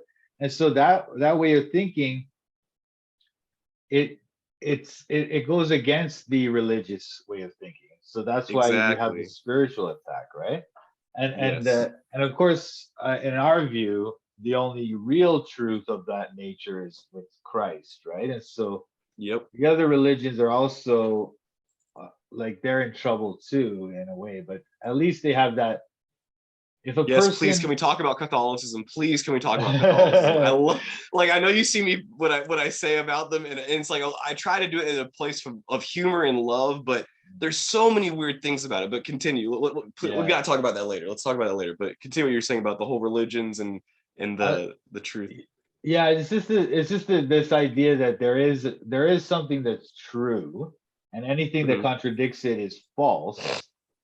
Once you have that notion, which does usually come from a kind of religious worldview, then once you have that idea, then you can think rationally about the world. If you don't have that way of thinking, it's impossible to ever really come to an understanding of the truth. Do you know what I mean? Yo, I 100% understand. Yep, because you said it perfectly at the very beginning. You can't say at the very beginning, well, the expert said 2 + 2 = 6, and then you go, yep, the expert said that was true. Then you have someone say, well, actually, I just proved that 2 + 2 doesn't equal in 6, and in fact, it actually equals 4. And they go, and then you have the people that claim that from the very beginning go, well, that's what we said, 2 + 2 = 4, and they're like, Yeah, yep. Then you have yeah, you have the people that didn't critically think and just agree with everything. Go, yep, that's what they said from the beginning. It was two plus yeah, two equals four. They're always right. It's like you have these people that genuinely, I really think that there's a certain percentage of the population that not only cannot critically think, but it's almost like they refuse to critically think. Like yeah. even if their life depended on it, which we've just seen the past years, even if their life depended on it, even if their kids' life depended on it, they will not critically think. They will trust You know? people that have been proven untrustworthy their entire medical career and go, well, yeah, I mean, so what? Yeah, Pfizer had a little hiccup, and yeah, Vioxx was a thing, and DDT and cigarettes with pregnant women was a thing, and you know, but whatever. Like they're right now. It's like, wait a minute, Yeah. that's a whole new level of cognitive dissonance I've never seen for before. Where we know that these institutions in the past have been corrupt and evil and borderline demonic, and nothing has changed. Nothing has changed. If anything, they've gotten worse. But now they're good. It's like you can't have that type of thinking in a normal, rational, critical thinking person. But to the average American, at least, I don't know if this is the same in Canada, Oh, but it's worse for sure. the average American, yeah, we do not care about critical thinking. I mean, we are obese, we are lazy, we are atheists, and we hate children. We hate children being born for some reason, and we're able to equate life on Mars with being a few strands of bacteria if they are real in the first place. I mean, I like I said, you're the one who brought me into the terrain theory, and I'm like, that does make a lot more sense, honestly. Yeah. But they I view mean, life on Mars as, no, what were you saying? I certainly don't think that whatever they have found, supposedly found on Mars is alive or anything Of like course that. not. Yeah, it's just complete nonsense. But I mean, anyways, but I'm using their argument. That's what I'm saying. I'm using what they yeah, say to be true. yeah, Because if it is true, let's use what their argument is. They claim that life on Mars is, they found a few streptococcus bacteria on Mars or some staphylococcus on Mars. And yeah. they go, okay, well, life on Mars exists. And it's like, well, what about this unborn baby in this womb right here? And they're like, well, No, no, I no. don't That's know. not a person. It's not It's not a the. person. Yeah, but it's like the perfect analogy to that, which I was told this, so I'll tell it to you. Maybe you can use this in the future when people say stuff like that. Is the perfect analogy is if I'm baking a cake, right? And if I have all the eggs and I have all the flour and all the sugar and everything ready, and I whip it up and I make it into a cake, and as I'm putting it in the oven to bake, I put it in there 15 minutes, and maybe or sorry, that's a really like raw cake. Maybe like 30 to 40 minutes is a normal cake Yeah, process. sure. I'm not a baker, by the way, but so Yeah, I don't don't say, know so what's your source? What's your source? either. But you put it in there for 30 to 40 minutes, and around 15 minutes in there, Mike, you come in, see I'm baking a cake, Yeah. take it out and throw it on the ground. And I go, dude, why'd you just throw my cake on the ground? And you go, well, it wasn't a cake It's not a yet. cake I yet, mean, bro. yeah, it's like, but if you realize that if you would have kept the cake in there, Yeah, it would you would have have been had a a cake. cake. Yeah. And this is again the modern worldview. I mean, if you want to do the biblical worldview, which I think is more Uh, beautiful, is that God knew we were existing before we were even made. But yeah. again, I'm using their worldview. I'm using their flawed demonic worldview that, oh, it doesn't take its first breath, so it's not alive. And it's like that doesn't make any sense because you're claiming that staphylococcus, if it's real on Mars, is life. On But this Mars. unborn child, which if Yeah, you yeah. gave it 5 more months to live, It would sometimes have even been less than that. I mean, yeah. some people are having these so-called procedures at like 6 months into it, where they're in like their second, if not third trimester. And Right. it's literally Moloch and Baal worship at this point. It's It child is. sacrifice. It's really It is. sad. Yeah. And so you have people that, I mean, that's why I don't trust any of this, because the science says that, well, the child isn't born yet. And it's like, well, if that's what science says, I'm anti-science then, because that's the worst thing I've ever heard in my I life. know. So, It's I mean, what's your unfortunate. opinion on that? No, yeah, it's that kind of thing which unfortunately it gets us labeled as anti-science, but the truth is that they're not scientists at all. They've left again, and I have to return to this thing. The science as we know it comes from the Bible. It comes from Christianity. It doesn't come from these weird atheist weirdos. And they're the ones that are taking us away from real science. They take us Mhm. away from the experiments to believe in these like untestable theories like relative time and whatever climate change and all this other weird stuff, you know. They're the Yeah, fake it's scientists, or even evolution, right? Which is another one they can't test, yeah. Or the age of mhm. the Earth, or whatever. All these things. Oh God, yeah. The whole age of the Earth thing is the biggest. I mean, the way I view that is is it wouldn't. I mean, okay, let's use their argument, right? I like to use their arguments against them. The Mhm. Earth is what 666 billion years old, apparently, right? It's always that weird number, right? The Earth Yeah, is 666 billion years old, right? yeah, And we've gone through like 8 or 9 different like epochs, which is like these mass right. deaths. Like there's life that flourishes on Earth, and then for like maybe a couple, maybe 6 billion, 6.66 billion years, it's always going to be that number. For Yeah. 6.66 billion years, everything was great. Some random asteroid or meteor comes in, destroys the whole planet, or sorry, it hits the planet, causes this giant massive cloud, volcanoes erupt, everything just goes, uh we have an apocalypse for no reason, right? For Yeah, no yeah. reason at all. One day randomly, apocalypse happens. All the dinosaurs, if they were real, they They get die. wiped out, yeah. Now, and thank God, because now guess what? We have fossil fuels now, right, Mike? So that's Oh, the great thank thing about God, that. yeah, yeah, Thank we got God for oil, baby. all So we that got dead dino dinosaurs oil. and fossil fuel. Yeah, yeah. And then a couple million years go by, because the earth is cleaning itself because everything is bad. The apocalypse happened. Now we have these weird mammal creatures in the water like dolphins, and they had legs at first, or they didn't have legs at first. Now for some reason randomly they mutated after 6.66 million years. Now they have legs. Yeah, And so yeah. they come on land, they start having rampant amounts of sex, and they procreate. Now all of a sudden we have a random another apocalypse happens. Same way, same exact way. It's always a volcano. It's always an asteroid. It's always something. Yeah, We it's get always more oil because thank God for BP and Exxon. We got more oil, and then now finally we have monkeys, and now we're monkeys, right? Oh, nice. Yeah, great. Yeah. Now And now then we these are our ancestors. We're monkeys, and the same thing happened with monkeys, and now we have all these ice ages, and we have all this. And if this is really true, if this is really true, the age of the earth is really that, of all these crazy things that happened, and if this is really true, and you and I, Mike, still exist, this would, if anything, prove that God exists even more so than what we believe, I know, because that is exactly. the most crazy thing I've ever heard in my life. Ridiculous idea. Yeah, just Yeah, for the odds of that to even occur, there must be a God, right? But it's like exactly. I mean, it's that's the thing that so makes me laugh when they're like, well, 6.66 billion years. And again, I won't reiterate the whole thing, but if that really did happen in the way they claim it did, then God really does exist, because there's must, yeah. no way that just happens. I mean, the odds of that happening No, statistically are oh, so it's low, it would be so impossible, yeah, because it's that doesn't make way any sense. That's not how evolution works. Now, do I believe evolution is a thing? I believe that in the grain of salt version of it, that things change over time. That's what I believe. Do I believe that the Earth is 8 billion years old and that we came from monkeys? Absolutely not. We have different DNA. We have different. I mean, you cannot mate with a monkey. Yeah, the There's no way chromosomes. we came. Yeah. Yeah. What'd you say? We have 46 chromosomes, they have 48, right? Yeah. And We then don't even this is match up. Like, so it's it's impossible. like, So yeah, it's ridiculous. But then what they say is that like there's some pair of chromosomes that supposedly fused. That's what they say. That's why we have 46 and they have 48. oh But my God. it's Yeah. just a bunch of It gets even nonsense. worse. Like they won't let the lie go. It's Yeah, they'll not never real. let it go. Yeah, nothing can ever disprove there, because that's the thing about it too, right? Like, they used to have this thing called falsifiability. They used to say, like, pop Karl Popper.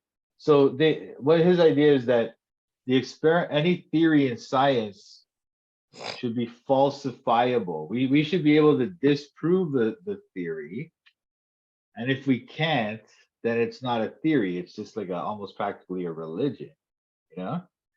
So Yep. his idea was that an experiment, it actually attempts to disprove the theory. Okay. And if the experiment fails to disprove the theory, then the theory is strong. But the theory can never be proven.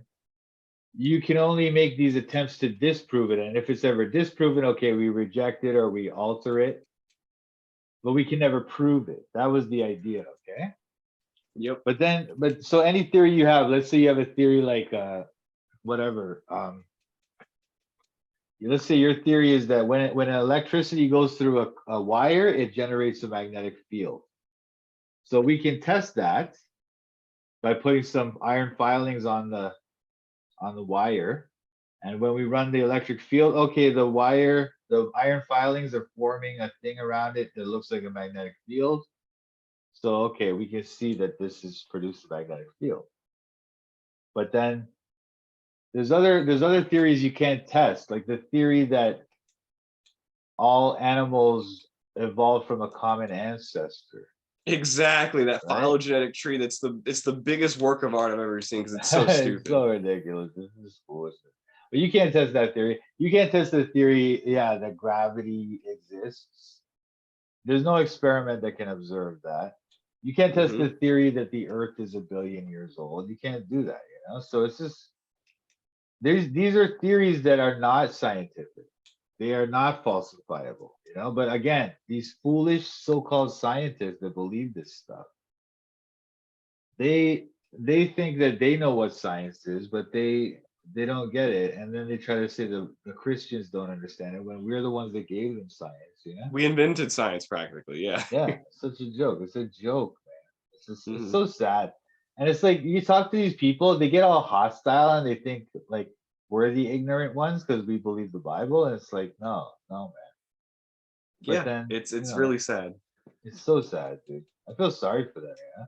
And they get Well, like they get all up on their horse, like, oh, these ignorant Christians, they're just rubes, you know. And you try to explain mhm. to them, no, no, no, you don't understand, man. You don't even. And it's like even in their language, in their terminology, you try to explain it, they don't even know, they don't get it. They're just believers, they're just blind believers.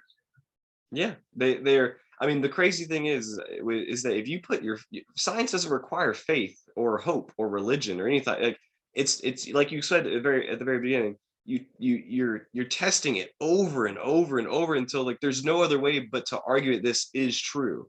You Right, even try to disprove it. I mean, that's another thing. There's this thing called a null hypothesis when you're testing right, something, where if your right, hypothesis is, well, 2 + 2 = 4, and then your null hypothesis would be like 2 + 2 does not equal 4. You try to disprove it. So it's like right, the whole purpose of science is to disprove it until you keep trying to disprove it, and you have other people try to disprove it until, well, I guess this is the truth. I guess this right, is real.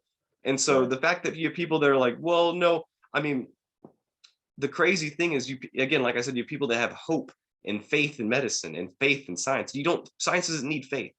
yeah. Science doesn't need you to believe it. Science needs you to look into it and do your own That's research. I right, mean, that's that's right. the crazy thing you're not going to hear from other people in the science field is that you really should look into a lot of this stuff. I Yeah, mean, there's certain things when you start looking into it. Like for me, the I mean, for me, it started early on when I was in school because they teach you stuff about SSRIs. They teach you things about, the ADHD medications like Adderall, Ritalin, Concerta, Focalin, Vyvanse, stuff like that. They Yeah. teach you stuff about insomnia. They teach you stuff about all these different drugs, and a lot of them involve the mind. Right. And we don't really know a lot about the mind. And when you start looking into like some of these weird events that are happening, like where people just for one day, again, for no reason at all, they go up and do these like mass atrocities, Yeah. and they go to certain public areas and do that. And it's like, well, you ask the question, well, what medication were they on? Because no normal person would do this, right? And they're like, whoa, what are you saying? The medication did this? Okay, so what? They were on a plethora of antipsychotics and SSRIs. Yeah. And I kid you not, on the black box warning for a lot of these medications, they specifically say, Right. watch out, this could make you, because again, you take these SSRIs because you're depressed. And sometimes you might think of not wanting to be alive anymore.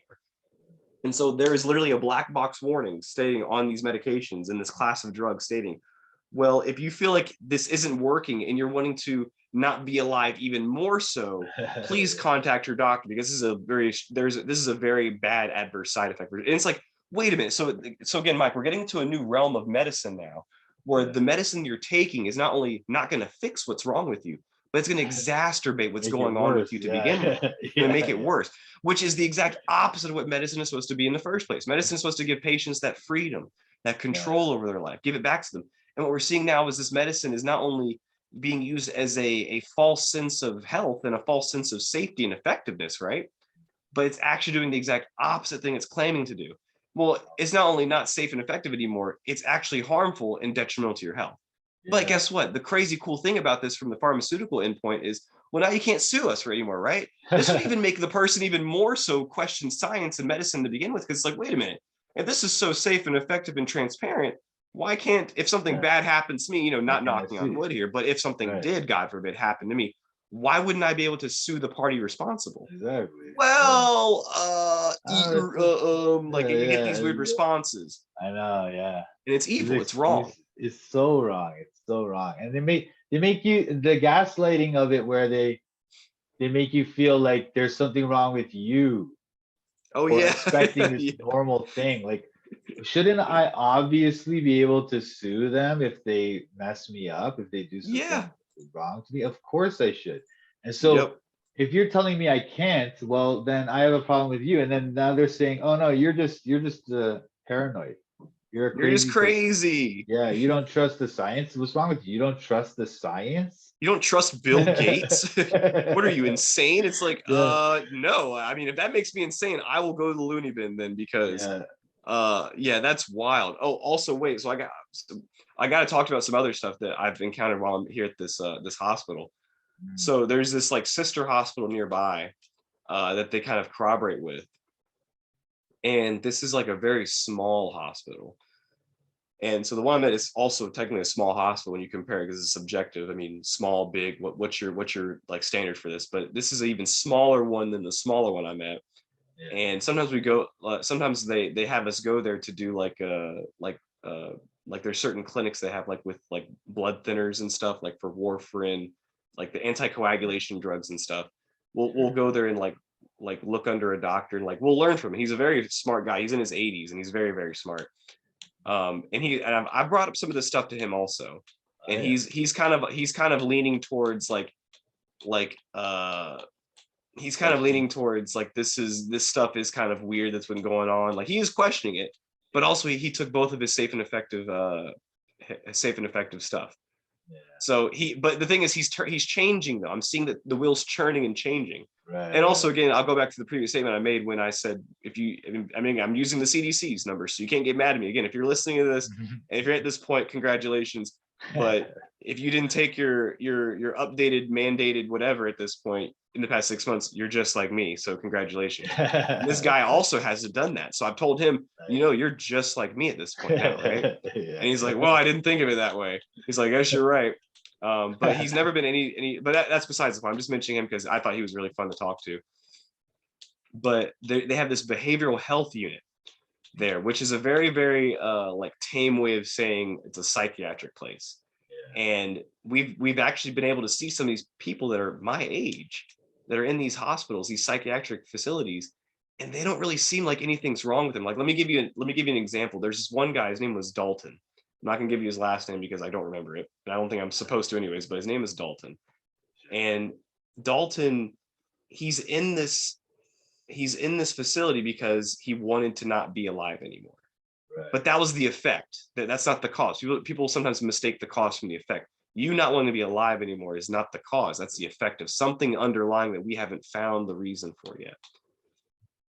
And so he's explained early on that he's been put on certain antipsychotic medication because one day, thinking I'm a Christian, and this guy's also a Christian, and the guy that I'm working with, that guy that I was telling you about, the anticoagulation blood thinner, he's doing this. He's also a Christian. I'm finding Christians in the medical community, which I thought did not exist. And Dalton says, well, I was placed on psychiatric medication because one day I was confronted by a demon, auditory, because a lot of hallucinations are auditory. They're not visual. That's a big misconception. You're not going to have some random pink fluffy elephant come and talk to you. Like you might hear voices. Yeah. If schizophrenia is real, if we're going by the modern day theory of their version of science, schizophrenia, he says he heard a demon talk to him and say, I want you to submit your soul and give your soul to Lucifer. Wow. And Dalton goes, I'm not going to do that. And he had this conversation with the demon and he resisted the demon's influence. Yeah.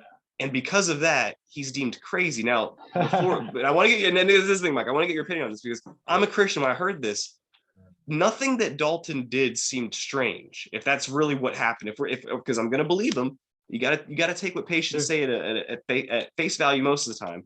But for the sake of the argument, I'll believe what happened is to be true because I believe demons are real. Have I ever been talked to by a demon? No, and thank God I haven't, because I don't want to. I do not want to talk to demons, to be honest. I know that might be. I know some goth people are like, "Oh, that's so cool." It's like, no, demons are not cool. They're not. Lucifer is not some cute little interesting guy that you can tell your story to. He wants to deceive you. He wants to send you to the pits of the depths of hell. Like that's what he wants to do because that's where he's going, and he knows that. And so, I heard this from Dalton, and the first thing I thought was, well, this doesn't seem like a crazy person to me. I mean, he did everything right. I mean, imagine if Dalton gave his soul to Satan right then and there and said, I denounce Christ. I don't want to go to heaven. I believe in Lucifer. Yeah. That would be, quote unquote, to me, crazy, because why would you do that? But he did the exact opposite. And because of that, this worldview. No, go ahead. What were you going to say? No, yeah, he does the same thing and then they stick him in the insane asylum. Exactly. Right? That's what I was going to get to. He does the right thing, but that's not good enough. He's still crazy. Yeah. Like you can't win in medicine anymore. Either A, you talk to the demon, you're crazy, or B, you denounce the demon and say, get away from me. And you're still crazy. Because guess what? A demon, like, no matter what, the demon wins. And that's the part I can't believe that the so-called Christian doctor that I was talking to didn't see that point of view. I mean, he kind of saw where I was coming from, but he still thought that, well, you shouldn't have conversations with demons in the first place. I'm like, well, that's the thing. That we as believers know that they exist, right? That's one. If we can agree that the demons exist, then we can go to the second part too. That if they do exist, they have the ability to test us, to kind of, I guess the word I'm looking for, they kind of screw with us. They want to. I mean, we have a book called the Book of Job, where literally God said, literally to Lucifer, they had a conversation, said, "Oh, Job's my favorite person. He's so great. He's such a good guy." And Lucifer said, "Well, I bet I could. Let me take a crack at him, God." And then he tested him. Like, this is the whole concept of what demons can do. And Lucifer is a fallen angel, a demon, quote unquote. So this is the crazy thing that when I learned about this, and I really wanted to talk with Dalton and kind of give him words of affirmation, words of assurance that, dude, I don't think you're crazy, bro. Like, I mean, I don't know why. I mean, again, he was in there underlining again because he wanted to not feel alive anymore. But before that, going from the cause, he's on psychiatric medication because he was talking to, that was the first step. He was talking to the demon. He said, I don't want to go to hell. I want to go to heaven. I hate demons, blah, blah, blah. He did the right thing. He tells his parents this. His parents put him on psychiatric medication. And then now he doesn't feel good. He wants to unalive himself. Does that not make, I mean, when you see the series of events, it's like, well, what's the weird denominator in all of this? It's to me, it wasn't the demon. It was the fact that he's put on psychiatric medication and now he doesn't want to be alive Now anymore. he doesn't That's want the to be alive. crazy thing. Yeah, I know. Even the demon, even when he heard the demon, he didn't want to be unalive. It's only he Exactly. only wants to unalive himself after they gave him this thing, the medicine, The safe and right? effective So medicine. Yep. yeah, it's unbelievable. I was gonna, it makes me think about this guy I know who, and this guy is a really brilliant guy. He has like 2 master's degrees in science, and he's really intelligent dude, right? But like he literally worships Asclepius, the ancient Greek god of medicine, and he believes that he communicates with Asclepius and other beings such as that, ancient gods, ancient deities, right? And it's Hmm. like, I don't know, man. As knowing this person as I do, I don't know him that well or anything, but knowing him as I do as a very intelligent person, I really don't believe that he's just making this up or anything. You know what I mean? So, or that he's just in this one area he's insane, but the rest of his life he's perfectly fine and everything, right? So I think he is communicating with something, some kind of demon. Yeah, I don't think it's Asclepius, but whatever. Yeah. And so it's possible that Dalton, yeah, was confronted by a demon. At the same time, of course, we can't just because Dalton said that doesn't mean we can assume that he's telling the truth or that he knows, right? Maybe he is deluded somehow, right? Yeah. Yeah. But maybe he was, and it's like one thing we do know is that he did not have this unalive problem or wanting to unalive himself until he took the medicine, so-called medicine, right? So that's the thing. Yep. That's the thing. Yep. So that was the one thing I experienced in that place where I thought was very odd. I also met a fellow doctor like myself, who does not believe that the safe and effective medicine works. Right. Yeah. So that was something I found that was very interesting, because the reason I got this out of them was they have a gift shop at this hospital. And at this gift shop, there's this lady that used to work there prior to the whole what's it called, safe and effective stuff going on, the flu, sorry. And she would work in a gift shop, and she was such a lively person. She would volunteer to work in this gift shop, and she would sell all this stuff because she was such a good lady and she was so nice and sweet. Well, then along came the new Wu flu, and they didn't, in all 2020 she was allowed to be in there and wear a mask. And then for some reason, again, Mike, this is the crazy part, right? In 2021, not only could you not work in that place anymore unless you took the new safe and effective medicine, but it doesn't matter even if you built up the antibodies. If germ theory is correct, you built up antibodies all 2020, she was fine, but in 2021 she's not fine to work there anymore unless she took the safe and effective medicine. Yeah. And again, she's not even around patients, she's around customers in a gift shop. shop. It's a gift shop. Yeah. And so this lady left and said, I cannot believe that you're going to make me do this. I'm leaving. And I'm not even getting paid. I'm volunteering to be here because I love being here so much. Yeah. And so the doctor told me this. And I said, well, that's just odd. Don't you think that's very strange?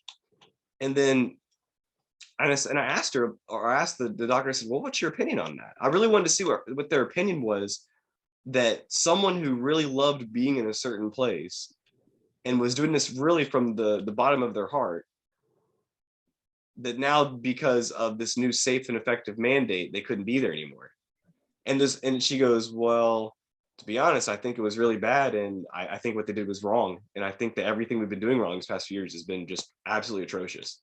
And I thought that was interesting because you can't get a lot of doctors to admit that. Oh, I know. You can't. I mean, imagine telling these people that are full of hot air that, hey, everything you've been doing the past years is completely wrong. Yeah. They look at you like you're crazy. Yeah, they can't admit that even they're wrong because they're doctors. They're smart. They're geniuses, right? Even though they're literally just going off. They're basing everything they've ever done off other people's ideas, and these other people's ideas are demons. Like the Rockefeller Medical Institute is literally, in my opinion, demonic. Like there's nothing you can say to convince me that this new fascistic type of medicine we've been doing is anything but demonic. Yeah. So it's funny, like no, go ahead. What were you gonna say? I was gonna say, like, A couple things. Okay. Well, first, maybe we could talk about the Rockefeller system of medicine, right? But Oh, of course. before we get into that, I was gonna say that, yeah, I kind of feel sorry for those people, like my doctor, doctors in general. It's like, because their whole identity, their whole worldview, and their whole life is based on these lies, right? And so it's understandable why they can't just like rethink things and come around to our way of thinking, because in order to do that, they have to reject almost everything that their whole life is built on. You know what I mean? So it's Mhm. it's for some people, they don't even have the psychological strength to do something like that. In order to what that requires, and what you and I have done, and people like us, we've literally like reconstructed our whole worldview. We've gone back to everything they taught us and relearned it and stuff. You know what I mean? And we're still in that process. But that's something that not everyone has the kind of psychological health or strength to do something like that. And that's why a lot of professionals and stuff, they don't even want to listen to this kind of talk. They don't even want to hear it, because for them to even entertain these ideas, it's disturbing something fundamental to their whole psychological makeup and everything. You know what I mean? But what do you think? No, I 100% agree. I mean, again, I'm experiencing this while I'm at like these places of so-called medicine, where they, again, so-called, they want to help patients, and it's not right what they're doing. And we now know that what they've been doing is not only so wrong and so detrimental to patients' health, that it's to the point where we're seeing that hospitals and even doctors, they have been almost instructed to medically harm patients, and they're incentivized to do that by means of money.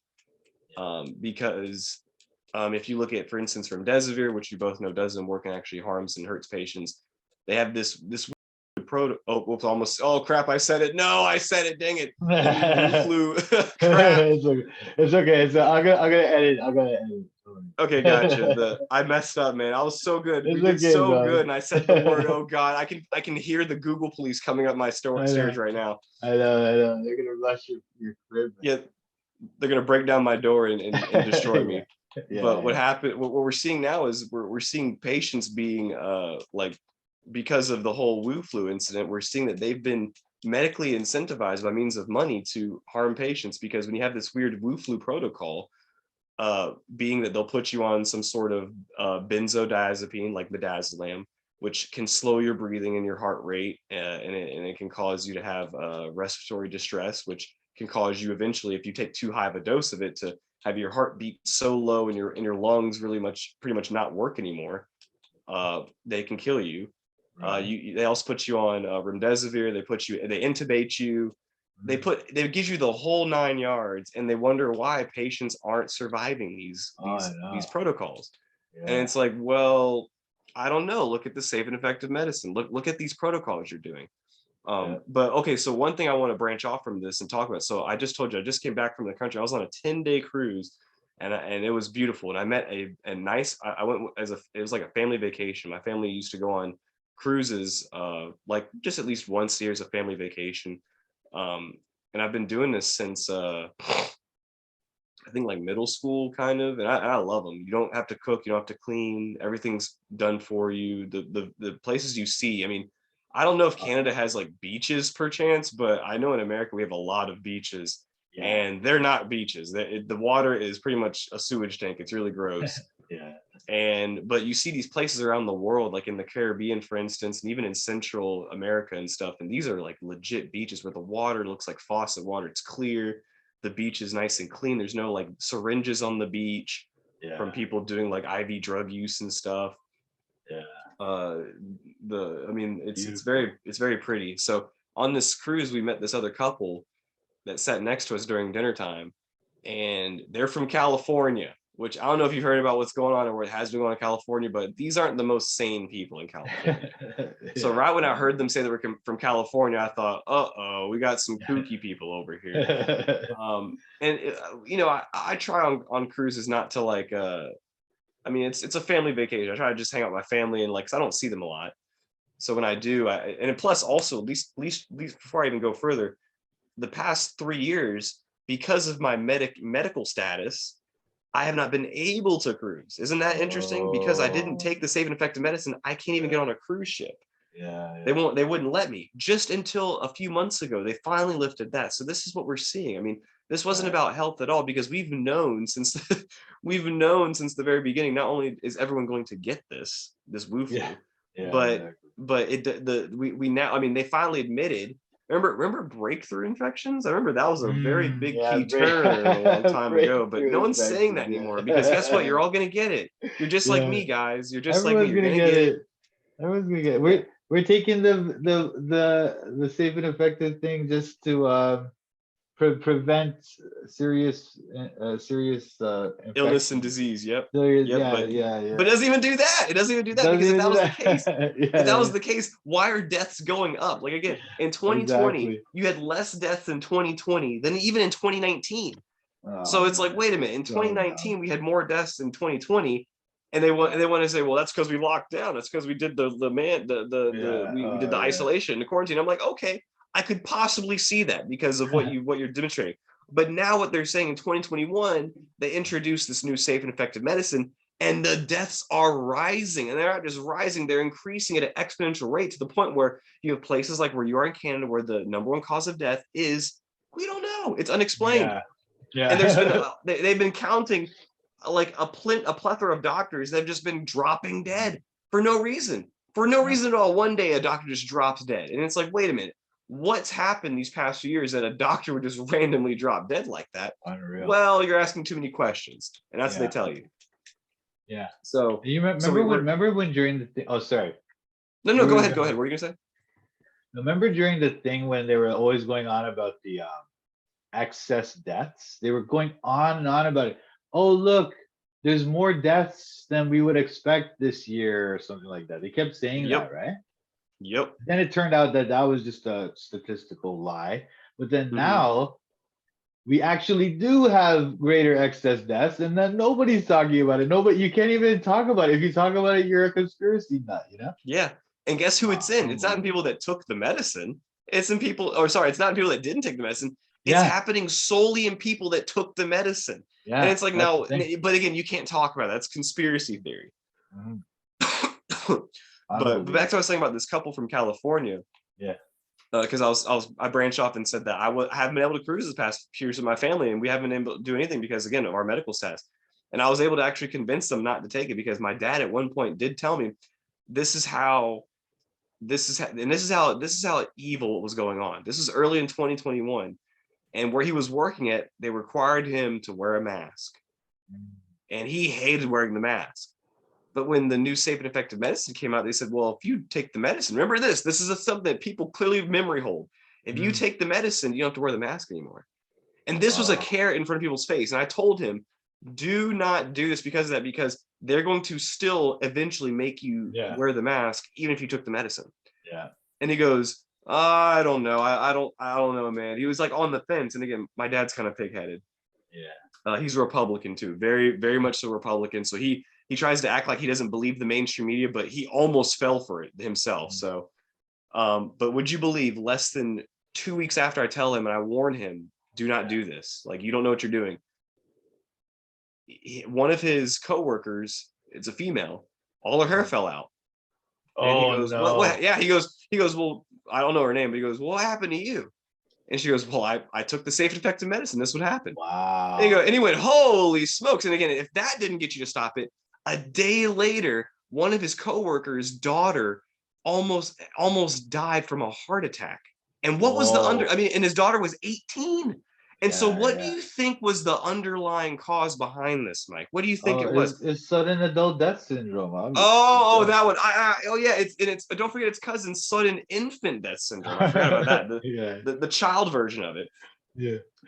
So this is just the thing that I find odd about this. And so yeah, I branched off and said about I stopped him.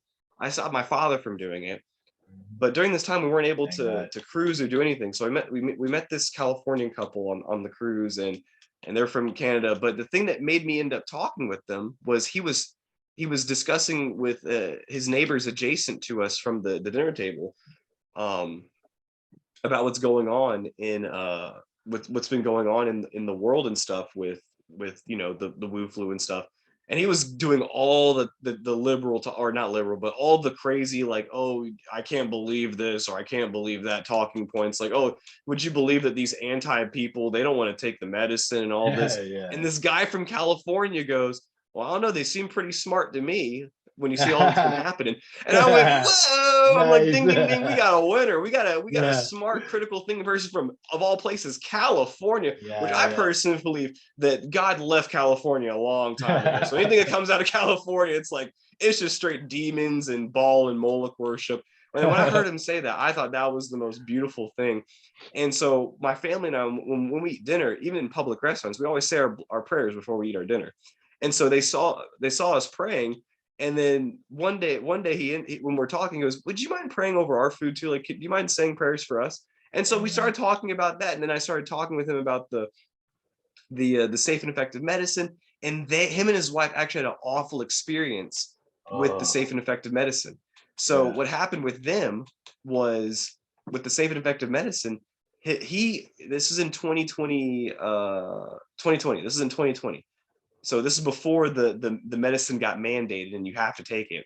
Right. So what happened with them is he had a perforated bowel. So pretty much his guts were super inflamed and almost about to burst, like appendicitis. Like your appendix is about to literally burst if you don't get it fixed. So he went to the hospital, and what did they do at the hospital? They test him for the Wu flu. And they go, well, you're not gonna believe this, but you're positive for the Wu flu. Crazy thing is, but you're positive. And he goes, well, I don't have any symptoms, which again is a huge thing also that you mentioned with terrain theory. If germ theory is real, how can you have Yeah, asymptomatic spreading for something? So right, get right. this, Mike. You can Yeah. test positive for something, but not have any symptoms Any for it. symptoms, I know, That it's doesn't so make any dumb, sense. I've so never, dumb. because even in medicine, when a patient has a UTI, if they have symptoms for it, you treat it. Yeah, Urinary tract infection is a UTI. yeah, yeah, And if you have no symptoms for it, you don't treat it. But if you do have symptoms, you do treat it. So yeah, branch from that, why would we treat yeah. someone who has no symptoms for the Wu They're flu, totally fine. Yeah, but it why? makes no sense. It makes absolutely no sense when you think about it. So, uh, so they were telling me about the whole perforated bowel that he had and all this and whatnot, and he tests positive for the Wu flu, and they say, well, you're not gonna believe this, we test positive for the Wu flu. And he's like, oh wow, that's crazy, I don't have any symptoms, but I'm here for a perforated bowel, like I could literally die if I don't get this treated.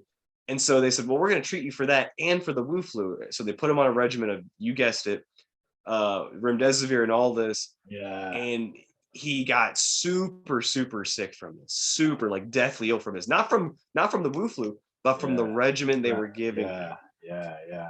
And so then the crazy thing is his wife gets sick because his wife is visiting him, right?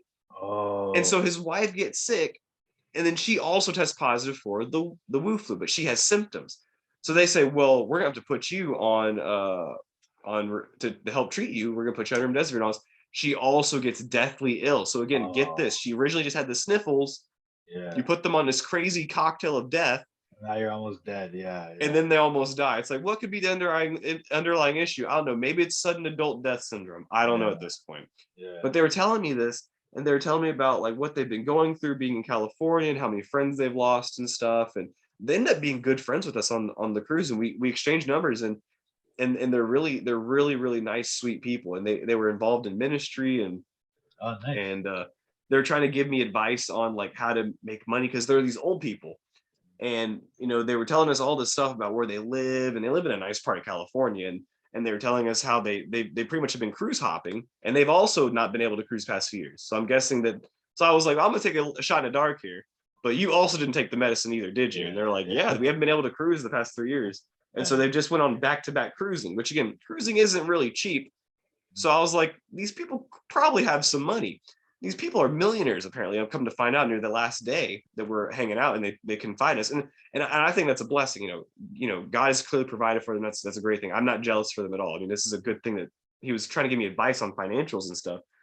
And he was trying to get me to get involved in real estate.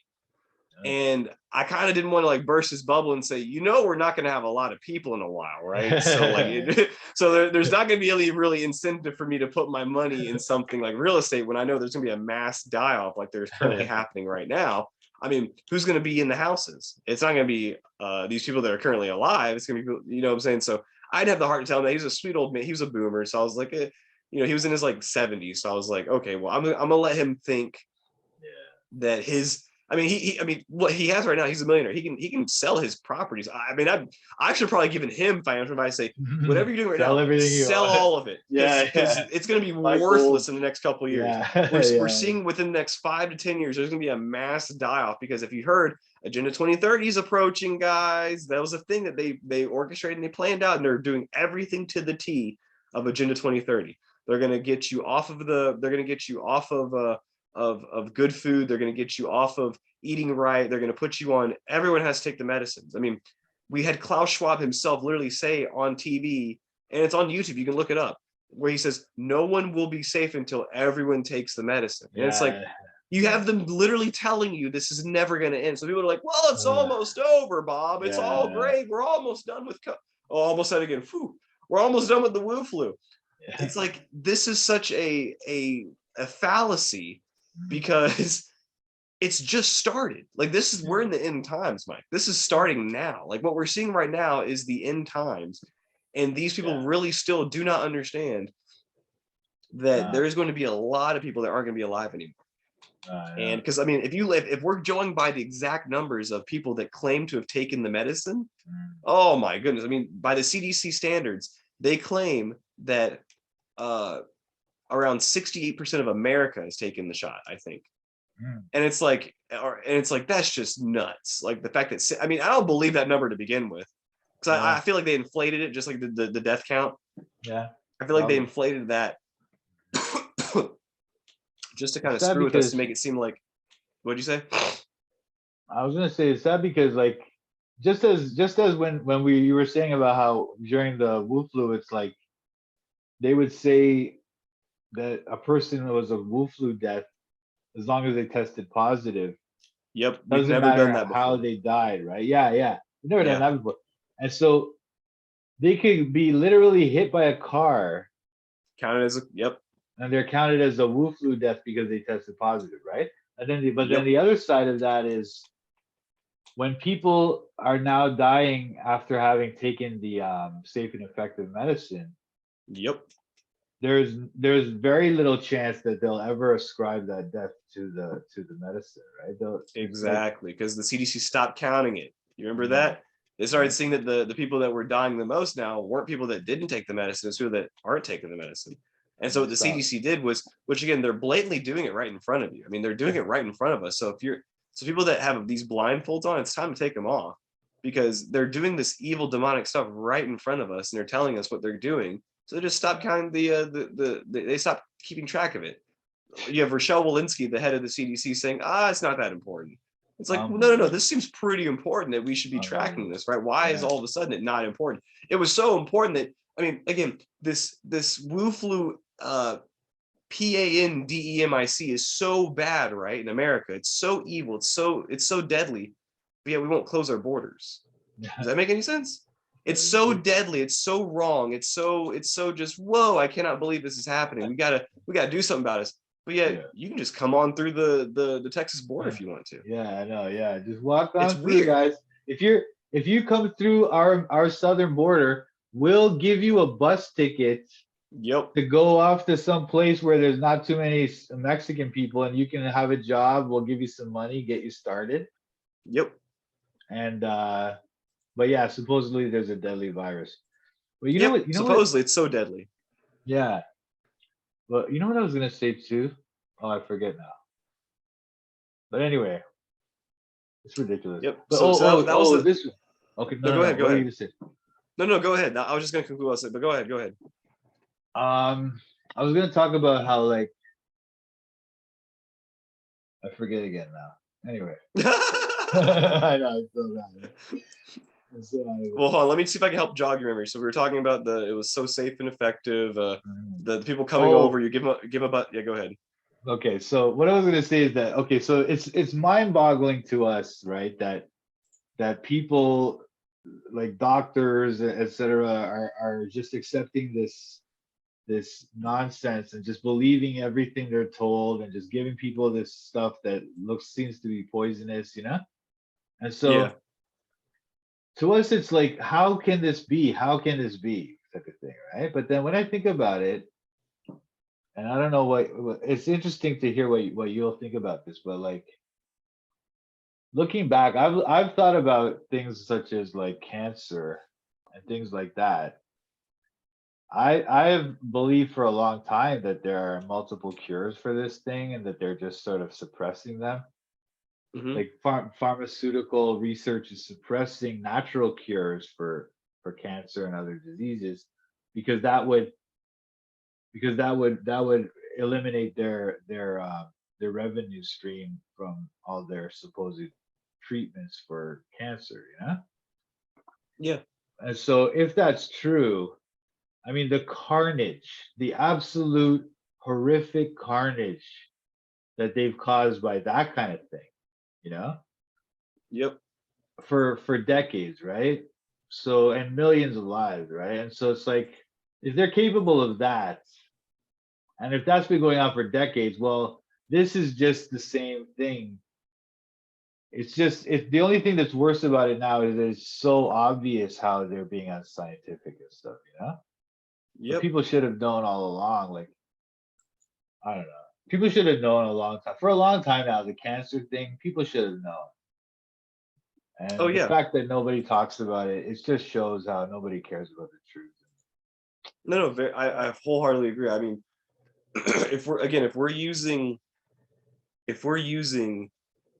their version of science and their version of germ theory and what cancer actually is, then I wholeheartedly agree that if that is true, if germ theory is true and we're using their definition, then of course they found ways to, because essentially what cancer is, it's very simple. It's very simple what cancer is. So as you know, cells have a cell cycle. They have a certain start point when a new cell is formed from being divided from, and then it starts doing the same process. And there's certain phases within the cell, and then before it'll split again. This is called mitosis. And there's checkpoints where it's checked and make sure that our body makes sure that hey, if this cell doesn't divide properly, well, there's this process called apoptosis where the cell Right. will literally be signaled to kill itself, or To sorry, to kill destroy itself. itself. Yeah, Sure. and it'll be like you can like, and that's a normal process with a cell. A cell, if it doesn't work properly, the body will literally tell itself, okay, die. Like you're not supposed to exist if it's not going to work properly. So then it'll just do the cycle all over again after it's destroyed. What cancer is though is this, and these checkpoints within our cell cycles is very, very complex. So the fact that cancer would even manifest is very rare. However, when you think about how many cells are dividing every second of every hour of every day of every year of our life, we have a cancerous cell that will form, but our every day at least, but our body will take care of it. Right. Now, because of that, because of that, you have what's called of that check mark. If a cell doesn't divide properly, or it doesn't go through a certain checkpoint properly, and it doesn't get recognized by the immune system to destroy itself, you start getting what's called a cancerous cell. And these Right. cancerous cells, they divide rapidly, they divide uncontrollably, they don't die, they're immortal in a sense, they don't die.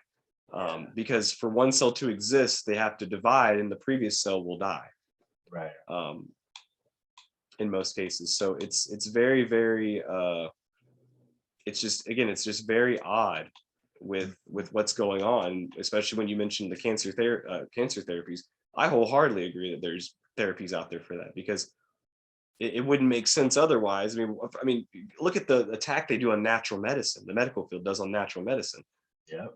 I mean, Yeah. there's actual instances and case studies, if you look into it, where you have people that have full-blown cancer and they do their Yeah. own, they don't do chemotherapy, and Yeah. they do a different regimen, they might do research on, look it up, and then the cancer's just gone. Gone. And it's like, Suddenly gone. now wait a minute. Yeah, and that can't Yeah. happen with germ theory. That's the crazy thing. Yeah. If germ theory is true and infallible 100% of the time, that type of stuff can't happen. I mean, us as Christians, we can attribute that to being what's called a miracle, maybe, if you want to.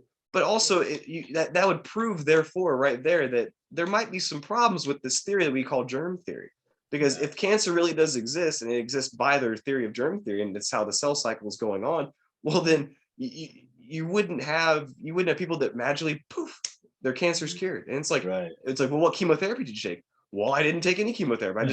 I had these weird juices, and I did these weird extracts, and Yeah. I did natural products. And it's like, me hearing that years ago, I would have thought these people were insane. But Oh, like, you yeah. look at it now, and it's like, I would advise people to look into this more so now Yeah. than ever, because Yeah. this Yeah. is I tell what I people mean. that.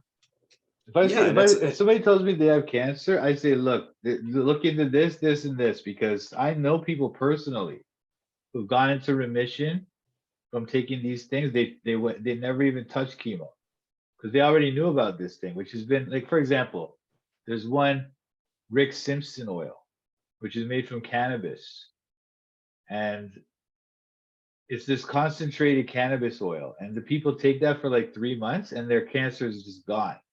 yeah, Multiple people on the internet talking about this, and there's some science to back this up too. Like the effect of cannabinoids on cancer cells is documented, right? yep, So there's certainly an anti-cancer property to cannabinoids in cannabis, and there are people all over the internet saying that this thing literally cured them. But if you want to, like, the FDA testing this stuff, what they're doing is they're going through all like 300 different cannabinoids, and they're testing them each individually. Each of those is going to have like a 15-year or whatever process to test it. So they're holding back any chance of actually finding a cure, like through this thing, you know? And even if no, they no, did yeah, it, even if they did find a cure, the thing is completely natural. They could never patent it, right? So that's why, again, they don't want to find this thing. They don't want to prove a cure, you know? no, I 100% agree. Because it's something that you're not going to hear from a person in medicine to say, hey, maybe you shouldn't do chemotherapy, because essentially, which I think I might have explained, is chemotherapy is pretty much a Russian roulette with your Poison. life. Like, Yeah, it's you're literal getting a poison. revolver.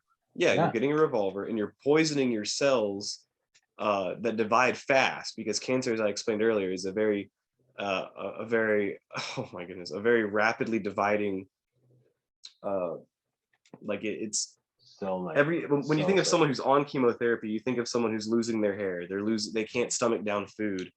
yeah. um and this is because those cells, your hair follicles, your stomach lining, they divide rapidly. Right. So the chemotherapy attacks these rapidly dividing cells first, along with cancer, because cancer rapidly divides. And Sure. so you're literally loading a revolver and spinning the chamber and going, okay, well, I'm gonna try and kill the cancer before I kill my own cells. And for some people, what happens is, because they're doing this like deadly, cocktail of drugs to their body, their immune system is so weak that the cancer ends up not killing them. What ends up killing them, fascinatingly, is like some opportunistic virus, right? Some Yeah, flu yeah. virus comes in, some other pathogen comes in. But if we're going by their theory of germ theory, this is what happens. And I find that to be very interesting. That a lot of people if you look it up, a lot of people don't really that have cancer. A large percentage of them don't really die from cancer itself. They Yeah, die yeah. from the opportunistic viruses and the germs, because these hospitals are so filthy. I And know. so you have what's even called hospital-acquired pneumonia, Mhm. HCAP. Yeah. You have CAP, which is community-acquired pneumonia, which is regular pneumonia. But the fact that there's a problem with hospitals having Yeah.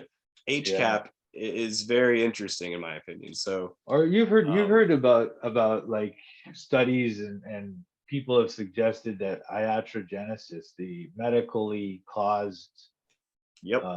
Medically caused disease and death is like one of the top causes of death, Yep. Now, again, let's go through it real quick. The top leading cause of death in America, at least, is heart disease and like cardiovascular illnesses, like heart disease mainly. The second one is cancer. Now, the third one is literally what you just explained: medical illnesses, medical surgeries gone awry. Like everything involving the medical field, it's wrong. Like you, and so it might cause you to die because oops, we gave you two prescriptions that shouldn't have been together. Oops, Yeah. we did a surgery and you were the wrong patient. Oops, we Yeah. gave you this. Oops, and it's like I mean, it's called medical practice for a reason because they have no idea what they're doing. Yeah, they're practicing. And it's Yeah, funny because that's the third cause. That's the third one, right? But we just talked that's the about how third. cancer is number two. We just talked about how these guys, the number three guys, they're the ones that are holding back the cure for number two. So you Yep. could say that number three and number two are both, and they're Yep. both because of the doctor. And then the number one is heart disease, right? Or cardiovascular. Yep. Well, chances are research in that area is also flopping because again, these guys are they've been completely taught wrong and they're just incompetent themselves, Yep. fortunately. It's very sad, man. No, it is Very. very sad. And again, I 100% agree with you that there's clearly a problem going on with, well, not going on, but has been since the inception of medicine, where I mean, there's large clumps of people in the medical community that don't really care about health, but in fact, they like. I mean, we all hear the stories of like the nurse in the hospital that just one day randomly just starts, unaliving their patients. Mm, Like they'll take out their tubes and they'll just give them the wrong medicine on purpose just to see what happens. And it's like the people that you got to watch out for are the people that are in these medical field in this field because I mean there are some really strange people in this field. They're very, very strange. And so you can't take what they say for face value because they don't care about health anymore. They care about money and billing and making a profit off of this. That's what they care about. So sad, man. that's the thing. And again, going back to what we were saying about the whole before we started talking about cancer and in the therapies for, which I also believe that are verily being oh, also wait, I forgot to mention, did you hear about the new cancer safe and effective medicine coming out? They're Nah. creating a safe and effective injection. I heard about that. Yeah, yeah, yeah. That's Yes. such garbage. So dumb. So dumb. Anybody who takes that, it's like oh my gosh. You're like, anyway, whatever. I feel bad for people that are so misinformed that they would take that seriously, but Yeah. Very sad. And the thing that the reason why I know that you and I are on the right side of things in regards to this because we have a heart of compassion. We have a heart of Christ where the people that are misinformed, I want to believe a lot of them, not all, but a lot of them are really misinformed. They're really good people at the end of the day. And I hope that nothing, even if they take this stuff, I hope that nothing bad happens to them. I really want the best for them. But will they wish the same for me and I don't you? know. Absolutely not. They wish death upon us. I They know. think that we're the reasons why this started in a lab in China, which you Yeah, yeah. and Somehow I it's our didn't fault. do. Yeah, it's Yeah. our fault because we didn't take their safe and effective medicine.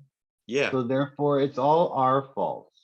Yep. Our government creates the problem. They cause this great schism, this great divide, this crazy reaction, and they sell us the solution, which Yeah. I personally believe that this new Wu flu or this safe and effective medicine wasn't made for the Wu flu. I believe it's the exact opposite. I believe that the Wu flu was made so that we Yeah, take the safe and effective medicine.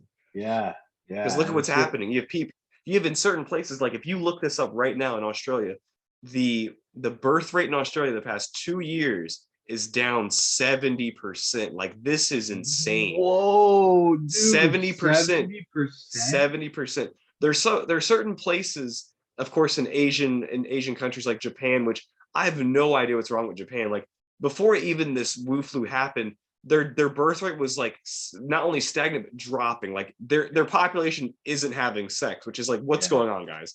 Why aren't y'all having sex? Like you need to procreate. But you look at certain places like all over the world, and yeah, I mean, wait, have you watched the new documentary that came out called "Died Suddenly"? Nah. Okay, Oh, is that the one? I'll, Wait, is that the one where is it like a Stu Peters production? Like that one? Is that the one? I don't know. No, that was the Watch the Water one, which was kind of like that was kind of dumb. Like I remember I wanted to hear about it because they claimed that guys they're spreading the Wu flu through the water supply and it's Oh snake venom, yeah, yeah, and I'm that like, was yeah. what? I mean, I But this is watched it this and I was like, wait, no, but there's a new one where they have it like there's like they're finding these blood clots in people's things. They're like these long, stringy blood oh clots. Is yeah, that but what they're you're not talking about? blood clots. Yeah, they're not Yeah, blood or clots. whatever That's they the are. They're thing. fibrous things caused by Yeah. the safe and Yeah, effective I don't thing. know if that's a Stu Peters thing, but I take what Stu Peters says with a grain of salt, kind of. Of course, But but I yeah, don't know if but that was no, that. But yeah, no, go like ahead. What are you it's like gonna say? what they do. There's those people, the Stu Peters, the Alex Jones. They do report a lot of true things. They are shills, but they report a lot of true things, you know. Yeah, And the thing about those, yeah, whatever those things are in people's blood, that is very but that's weird what and it's about. mysterious. I've really, I mean, I played it for my family when I came back here for vacation, and they looked at me and they're like, "Thank you for showing this to me," because now and more so than anything, I am definitely not going to take that or any other safe and effective medicine ever again.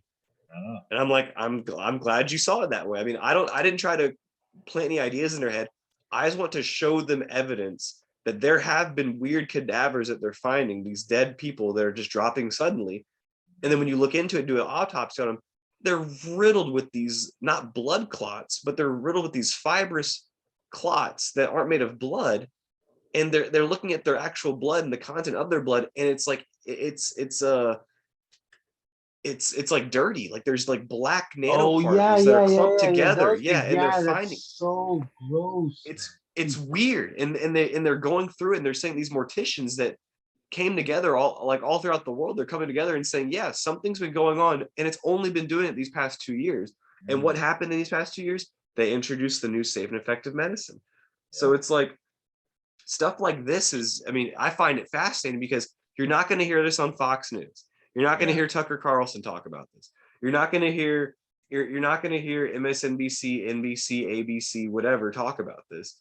You're going to hear this off these weird fringe sites like Rumble, and this is where it's on. It's on Rumble, yeah. and I find it to be fascinating because you try to convey this to certain people, and they're like, and they still will take it. But we're Mm, seeing a crazy drop in birth rates. We're seeing women who are now unable to bring a child to term.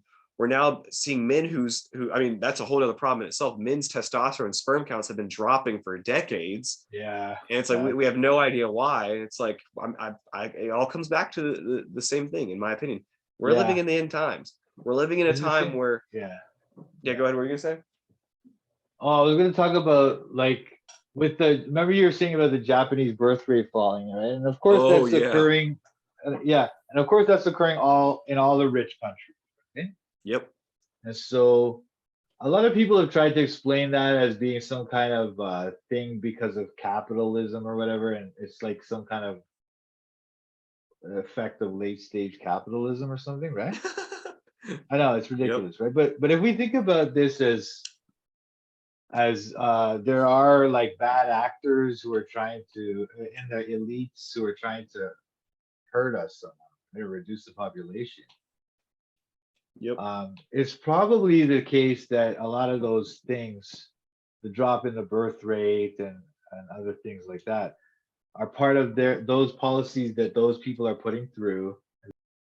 The save and Oh, oh, oh, effective, the save and effective thing is just the latest kind of attack, the maybe the most effective attack, but the latest in those kind of population reduction measures that the elite seem to be trying to do, you know? oh yeah, definitely. I mean, well, wait a minute. Not only definitely, but I 100% agree because they tell you in multiple times that they're going to use this safe and effective medicine as a guise to be safe and effective when it's not. I mean, that's what they will use. They will use it to depopulate. There's a weird Malthusian order going on. And if you want to call it the New World Order, if you want to say that there's a certain tribe of people that are behind it, you can. But I believe, like you believe, that I mean, it goes above and beyond a certain tribe of people that are behind everything. I mean, because we know that these globalists, they don't see race. I mean, there's black globalists, there's Jewish globalists. I mean, there's a Yeah. lot of Jewish globalists, but there's a lot Yeah. of white globalists. There's there's Asian globalists, there's Saudi Arabian globalists, there's Middle Eastern, Central American globalists. I mean, they don't see race. Absolutely. They don't care. They just want to be in control. They want you to die. Yeah. They want to control how many people are born. They want to control what you can do, what you can buy, what you can sell, where you can go. I mean, look at what the Wu flu just did to everyone. I couldn't go anywhere. I couldn't travel Yeah. anywhere. I couldn't go on vacation. I couldn't go into certain places unless I followed orders. So I mean, this is what we're seeing in regards to this, is that we're seeing a very, very strange kind of it's like, again, it is a very weird new world order. It's very, very odd. It's very, very strange. And I like I said, I'm not going to follow it. I'm going to do the best I can everywhere I go to preach against it, to tell people not to come with an agenda of and be a shill and be like an Alex Jones or a Stu Peters and be like, it's in the water, or you got to buy my products so we can we can take on the globalists or something. Yeah. It goes way further than that, and a lot of people don't understand that. I mean, just stopping at the quote unquote tribe of Israel, that they're behind everything. It's like, I know a lot of their names seem similar, and when you're looking at some of the stuff going on, it could be them, but you just go one step further, and it's the globalists, the people that really want you to die. They don't want your children to be born. They want you to keep giving your children to Moloch and Baal. They want you to keep taking the safe and effective medicines, even ones for now cancer. now there's the cancer safe and effective medicine. It's like, and I'm not going to take it. I'm not going to take any of them. Like, I'm never going to take another one ever again, because I was the one who was misinformed. I was just like these people. And I'm hoping that I can, just like I saved my mom and my dad doing this, if I can save just one more person, that's enough for me. Because I'm not going to comply with this sort of nonsense and this sort of depopulation agenda. I'm not going to do it. I'm not going to do anything in regards to it. So I know you won't either. So the best that we can do is just preach the love of Christ, and to preach and to tell the truth. Because again, the truth is not mine being questioned. A lie, like when people are caught in a lie, that's when they look at what's being going on, and then they're like, well, you see how uncomfortable they get. They get angry. It's like people that are normal do not get angry when you try and tell them that 2 + 2 is equaling 4. They're like, no, it equals 6. And I'm calling your employer and I'm getting you fired. It's like, that's not a normal reaction to that. That's a very odd reaction that we're seeing people have. Yeah, exactly. So yeah, when you see that, then we know. And so well, unfortunately, Elliot, I gotta wrap it up soon. But I just want to say, I'm so glad you brought it to the thing about religion and spirituality at the end there, because it's totally about that. And we've talked about this already, but it's totally an attack on God and the truth being Jesus Christ. That's what this is ultimately about. And that's why, I mean, go ahead. Sorry, go ahead. Oh no, and that's why it's like, that's why it's all about lies and twisting the truth, because the truth is Christ.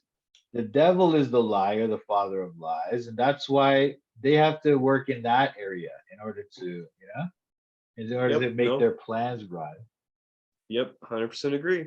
I 100% agree. The last thing I want to say about that is just that, because you're saying about how, like, what were you saying? It was like how all these, I don't know, what were you just talking about? I'm sorry, my mind is like mush right now. But anyway. No, I mean, I can help you recall what we were talking about. We were talking about, you're saying Satan is the father of lies, not complying with the mandates, not complying with, they said you have to shut down everything. I'm not there's now a cancer safe and effective medicine I'm not going to take. I saved my parents from taking it. Yeah. So I just wanted to say that the real fight here, right, against, although it's like the globalists or the Jews or whoever people say, right, the real fight here, the real fight though is the enemy, which is Satan, and that's why, for example, I think that's why it always looks like it's the Jews, because he's the one using them as human shields for his operations. You know what I mean? And they're the most convenient because they are God's apparently chosen people, right? Yeah. But I think they really are. It's like, that's why he protected them throughout history and everything. You know what I mean? And what's happening is, like, they're just, because they don't believe the truth about Christ, they're easily manipulated by the devil. And so he's Mhm. using them for his plans. And then because he uses them for his plans, everybody else sees them as the ones orchestrating Behind the it. plans, right? And so that's going to lead into the final, the prophecy is that all the world will attack Israel, right? Yo, yeah. So that's what leads into that. The whole world is eventually going to be convinced that it's them they were the ones that were oppressing us all along, and Hmm. really it was just a few of them who are Freemason Jews, they're the ones directing the rest of them, and other Freemasons are directing everybody into those plans, Yep. Did Did you hear about the whole nonsense going on with Kanye West on Alex Jones when he was on Oh Alex yeah. Jones show? This happened right before I went on that cruise. I had to watch it because I was dying laughing. I mean, you have people that I believe really are controlled opposition. Yeah. But I mean, what's your opinion on that? Like, I don't really know how to interpret it because again, he if you watched it, he's still or Ye, whatever Kanye, whatever his name is, he still like supports Balenciaga and all this Yeah. and Oh, he's part of it. He's totally part of it. And you know what I think what they're doing is, okay, remember you were talking about the Great Reset. And it's like, yeah. the thing about the Great Reset is it's public knowledge. Anyone could Google it. Anyone could find out. They're obviously trying to set up a communist, worldwide communist regime. It's obvious, right? Yep. And so it's kind of like, well, why are they making it so obvious? Well, there's an argument out there that there's another thing. It's the Great Reset versus the Great Awakening. So you Hmm. have more and more information coming out about elite pedophiles and satanic elites and all this stuff, right? All that stuff's coming out more and more. And then so on the left, on the Great Reset side, they're like, oh, that's just a bunch of QAnon, Q-tard thing. Don't listen to them. And then right? And then on this side, they're like, oh, those guys are a bunch of Satanist elite pedophiles, So it's like, so these two things, the Great Reset versus the Great Awakening, are gonna be the next thing. And when the Great Awakening wins, people are gonna think, oh yeah, we won. The good has overcome evil and satanic pedophiles. But really, that is also a satanic trap, the so-called Great Awakening, because it's not Yeah. leading you to Christ. It's leading you to the truth or whatever. You know what I mean? It's leading you to, oh, back to democracy or something, or we got to get rid of these elites, and then everything will be fine. No, no, no. Our enemy is, again, the devil, not the elites, the devil. And your way out, your way to defeat that enemy is Christ. It's not the truth. It's not whatever you think It's not you think is QAnon. wrong. Yeah, it's not nothing like that, right? So yeah, so that's what I think is the next stage, the Great Awakening. But we'll see what happens. No, again, I 100% agree. But oh wait, before we go there, can I bring up one last thing? Sorry, this is the Sure, last thing I yeah, yeah. promise. No, yeah, I wanted to give you some time to kind of close out, but tell me, yeah. Okay, yeah. So there was a Canadian couple I met on the cruise, and they're from Toronto. Okay. And as soon as they said they were from Canada and Toronto, I had to see how they felt about what was going on. Yeah. I had to. And I got to give you the full story. So we're talking about all of this, and they said that they've been on a cruise in a maybe a couple months ago or something. And immediately when people say they've been on cruises a few months ago or whatever, I immediately now know, well, they had to have taken the medicine because there's no way you could have not been on a cruise in America, uh, or not in America, but on these cruise lines and not taking them out. You had to, like, literally, that was the requirement. You had to. Um, well, also wait, if you weren't, then you had to wear if you weren't didn't take the medicine, then you had to like wear a mask everywhere, and you couldn't go off the ship, which it's not a vacation, so no one was doing that. You didn't have any people that didn't take the medicine on these cruise ships. Yeah. So that's the first thing that stuck out with these Canadians.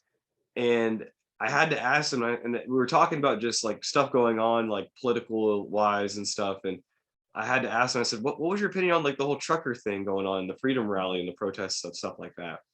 Right. And they said, oh, they were like, oh wow, hey, that was pretty awkward, wasn't it? That those though that, and they described it as awkward, which should have been a huge red flag because what Yeah. happened wasn't really awkward.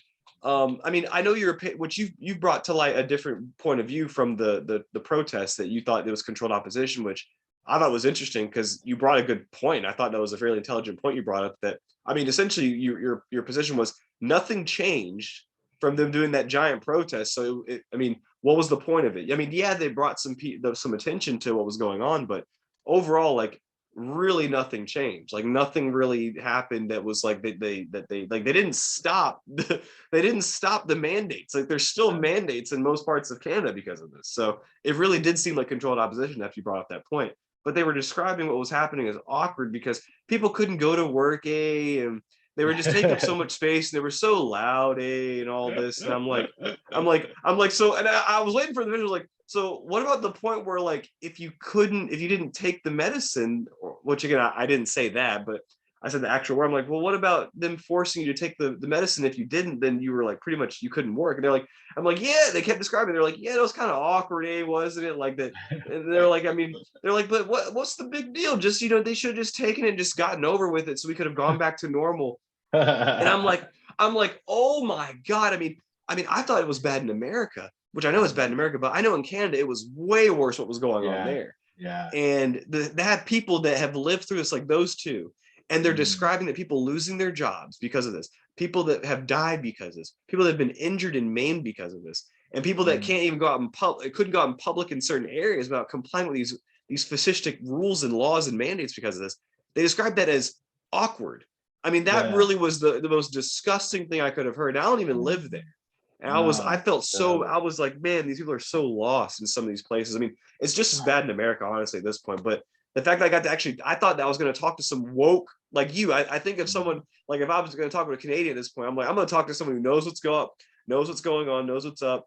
And no, I didn't. I talked to one of the sheeple. I talked to someone who described what happened as, and they're like, no, well, they didn't force people to lose. She was like French or something. She was like, they didn't force people to lose their jobs. I mean, you could have taken it. You could have just worked from home or gone somewhere else. I mean, it was kind of awkward. And I'm like, oh my God, like, you don't get it. Like, you can't just tell people, well, if you don't want to do this, well, you can't work here anymore. Like, you can't just do that. You just have to stay home. You can't leave your house. Yeah, you just can't. You can't go outside. You just can't do. You can't even breathe. You just can't do it. Just don't breathe. Don't breathe, moron. And it's like, I actually talked to someone who genuinely believes this, and I felt like I was talking to someone who wasn't a real person. I was talking to an NPC normie, and it's like they lived through this. And I wanted to ask them honestly, like, because the people that I find now that they are normies, they hate when you ask them this question: when was the last time you got your booster? Yeah, oh my Again, God, I love it. Because if it's anything under 6 months, or sorry, if it's anything after 6 months, you are just like the people that you hate. You're just like them. So I welcome them with open arms. I'm not going to say I told you so. I'm not going to say it's about dang time, but I want it with love and open arms and open embrace to say it's okay to come to the other side at any time you want to. Like, because it's literally the parable of the prodigal son in the Bible, where you would think the father would go, oh, well, I mean, it's about dang time you came home. What's wrong with you? Why did you spend all my inheritance on? He came and he ran to meet his son, picked up his robe or whatever they wore back in the day, and ran to meet him and say, let's kill the fattest calf and have a celebration that you found your way. That's how I want to view it when I'm talking to people. Is I want to be patient with these people when I'm talking about them with NASA. I want to be patient with people when I'm talking about them with the medicine. I want to be patient with them just because I was these same people that I was lost also. I love NASA. I love the pictures. I was a picture book person growing up. I love the pictures. They're all pictures. It's all CGI, and they tell you it's CGI. I love the pictures. I love the NASA. I love the theories. I love the gravity. I love the science. I love the medical field. I love the safe and effective medicine. I thought they were great. I supported all of them. And it's like I had people like yourself who I like germ theory. I have people like yourself who's able to talk with me in a calm and concise manner and ask me what my opinion is about that. Yeah, that's a very important thing that you do, Mike, is you ask people what their opinion is on it so that they can, because sometimes you have to allow people to explain how dumb they sound. Because sometimes if you do that, they'll come right to you. You'll be like, well, if you talk to them about NASA and you say, well, all this stuff about NASA, and then they're like, And they say, well, that's not true. The experts in NASA, blah, blah. And it's like, okay, well, here, I'll show you this picture of the Empire State being built.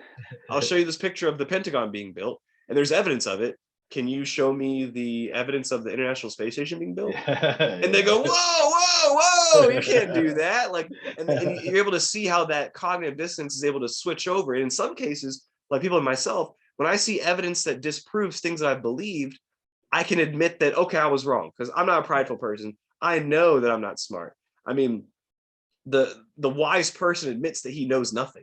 So Right. I know that I ultimately do not know anything. My purpose on earth is not to know everything. I'm not supposed to be an author of all, a knower of all knowledge. That's not my purpose in life. So when someone brings evidence and can actually prove that and show me, like you have done yourself, and say, hey, this might not be right, I can come to that side of that thinking, especially when it's come from a place of open arms, and you can come to my side anytime. So that's what I try to do with these people also, is, explain things. But there's certain people like those Canadians, they're just lost. Like there's people that genuinely they have so much scales on their eyes that they will never be able to see what's going on. They will never be able to know what's going on, even if they mandate medicine that is going to end up killing them. They will never see what's going on. And that's what's happening to people. So I wanted to end it on that note, at least, because that was someone who I spoke with very recently, and I instantly thought of you, because they were the inverse Mike. They were the inverse you. Yeah. I'm like, there's no way that he's gonna believe that I ran into some Canadians, and they were the most nice people, but man, did they not critically think. And they were, but again, their niceness was a guise of compliance for this new tyrannical medical world order that we're seeing now. Because we're now seeing that we're not, and what's coming next is the military and the police. Because what we've seen now is that if you can incentivize doctors to medically kill patients, well, what's going to stop you from saying, oh, well, the police, what's stopping the police from following a law that says, well, the Senate and the House of Representatives, or what do you have in Canada? I think it's Parliament or something. The Parliament just passed a law saying that every child under 5 has to be hung. And if you don't comply with this, you're going to jail. What's going to stop them from going, well, I don't know, this new safe and effective law just came out. Yeah, what's going to stop them from what's going to stop them from saying the new safe and effective military? Hey, well, we just came out with this new law that said after the age of 30, well, you got to go to the new FEMA camp, and we're gonna work you to death, and that's what's gonna happen. And the military's gonna be like, well, it seems safe and effective. Our government could never do anything wrong. That's what we have to do. No, but that's what I'm saying, though. That's what I'm saying. Like, I think we have kind of hit the wall with that stuff. Like they can't do another COVID, or they can't do another regime like they did for those 2 years. People aren't falling for it anymore. People. Yep. The monkeypox, people were just like, whatever, this is dumb. Yeah, take it back. Yeah. Where did monkeypox go? Remember that? Yeah. Yeah. So that's what I'm saying. What the next stage of this evolution is not FEMA camps and government knocking on your door and forcing a vaccine into you or whatever. So, but anyway, it's that's hard, man. That's what I'm saying. This is so hard to do. It is. Yeah. This is how they get us. But anyway, so that's not the next stage. The next stage is the Great Awakening, when they make you think, we gotta get rid of these satanic elites, and then the thing that they put in place of the satanic elites is going to be a more satanic thing, but it's going to have this like kind of front of religiosity or Christianity or something like that. You know what I mean? The Kanye's and the people like that, they'll be leaders of that thing. We'll see what happens. But it seems like no, I agree. There will be a great awakening. We're still going through it. There's a lot of people that I do see and do know that are awakening. Like, again, myself. I mean, again, like I told you 2 years ago, or sorry, 3 years ago now, I was someone who never questioned the medicine. I never questioned shots. I never questioned anything about it. And then once I saw the blatant, like, disregard of what I'm learning literally in school, that it takes, like I said, 15 to 20 years to make medicine. It takes a long period of time to do this. It takes a long period of time to do this in all these stages. And we just ignored that because, Yeah. you know, Donald Trump and his fake hair and his orange skin told us, well, I'm going to make Operation Warp Speed and it's going to be great. It's going to be effective. It's going to be the best thing in the world. It's going to be fantastic. It's like Republicans cheered for this. It's like, so the red versus blue mentality is such a controlled opposition narrative because it doesn't matter. They're exactly the same. I mean, we want to get mad at Biden for doing this stuff, but Republicans did the same thing for a whole year. They were the ones who orchestrated the lockdowns in 2020. They were the ones who printed off trillions of dollars for no reason. They were the ones who did Operation Warp Speed. This was them. And this thing, Trump is still proud of it. He still will not come against it. I try to come out to my parents and tell them this and say, he's not on our side. Why? Yeah, he's not on. I try to tell him the same guy that you support and that you're going to vote for again almost made it so that I could not be a doctor. And they're like, well, it wasn't his fault. Like they're like, and I'm trying to get them to understand that voting is not going to solve this at all. I mean, not to sound extremist, but the only thing that really can solve this is if we go back to the French word called the guillotine, if you know what I'm talking about. That's what's going to solve this. But the thing is, we're all too docile from all the fluoride and the chemtrails and the everything else. We're all too docile to do anything about it. I mean, think about how America was founded because Britain tried to tax tea by 3%, and we said, "Screw that! We're going to kill all of you because of that." You couldn't get a Republican to even fighting for a 40% tax on their income, or even if they want to mandating you take medicine, you couldn't even get the modern Republican couldn't do that at all. And it's like we are such a docile and weak society, and we are embarrassing. It's embarrassing what men have become. It's embarrassing what we've done because we don't critically think. We're fat, we're lazy, we're sick, and we don't think. We're literally, I mean, people want to talk about, well, there's microchips and the blah, blah, blah. We're already there. You're already a robot. You do everything that leaders say, the experts say, and guess who controls the experts? Lucifer. Lucifer's controlling the experts. So you're trusting the experts is literally demons. Like, I'm not going to believe you. So, but yeah, sorry, I didn't want to keep going on rants or anything, but overall, like you said, the Great Awakening is happening. People like myself have come to the side of, well, wait a minute. If I'm questioning the whole Wu flu narrative, what about the whole other narrative about measles? What about mumps? What about rubella? What about pneumonia? What about tetanus? What about diphtheria? What about whooping cough? What about all this? What about all these other things that we've had medicines for, right? And when the crazy thing is, Mike, when you look into it, when they make the medicine for it, the death rate already was 0 when they made it. So it made no sense. And why are we giving children polio medicines? Like whenever if polio, again, this is by their theory, germ theory. If germ theory is real, and if we've really eradicated polio in the modern world, with Canada being modern, North America being modern, with USA, why are we giving these early procedures, these polio procedures, to babies? I mean, if it's non-existent, what about hepatitis B? The hepatitis B medical procedure we give to children, people don't get that are children. You get it from intravenous drug use, and you get, if it's real, because again, we're going by germ theory, and you get hepatitis B from sexual contact through blood. And so we're doing these things to children, and when you look into it, it makes no sense. I mean, the measles illness itself, its death rate is like, it's like every year in America, I think it might kill like less than like 50 people. And it's like, but when you look at they don't give you the actual criteria of people that it actually does kill, because these children probably had like, they were probably like super preemies, and they're like born with only, I mean, they probably had cancer or something. Like, there's something crazy going on when people are looking at this stuff, and it makes people like myself look into the origins of this, because it didn't just start with the Wu flu. It's been going on since the 80s with the Reagan administration making the VAERS system and making so that if you want to, because I mean, you look back at the 60s, they only made you take like 6, and now they're making you take like 50 of these for kids. And it's just, and then what you have is kids. Well, and they make it illegal to sue them and everything too, right? That thing. That was the thing that Reagan passed in the 80s. The good old Republican, good old boys, and that defend the medical establishment, defend the military industrial complex to no end. And you have people that, when you question that, they look at you like you're crazy. And I try to tell them, this didn't start with the Wu flu. This started early on, when we've allowed it to penetrate our schools and to our kids, where you can't go to public school anymore unless you take these medicines.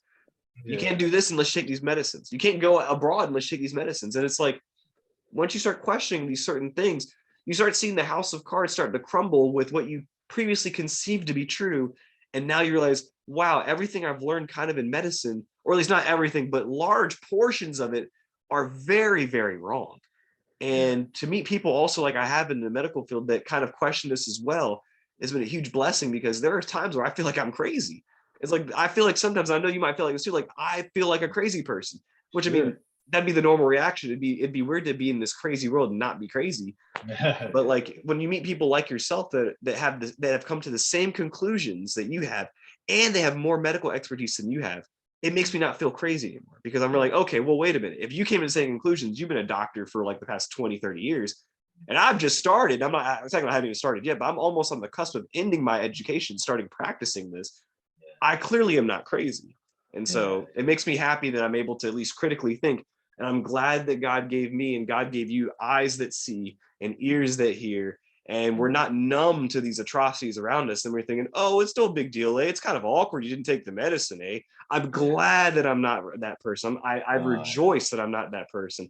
And I'm very happy that I meet people like yourself that are awake in what's going on. And you preach the word and you preach the gospel and you preach the love of Christ. And and next time when we talk, we have to talk about Catholics. I gotta talk about Catholicism because you know where I stand with them. Because I've lost so many people that have talked to me. They're like, you can't talk about us like that. I mean, okay, so like, okay, so what? Purgatory isn't real. Okay, whatever. But we have to pray to Mary. Okay, so what?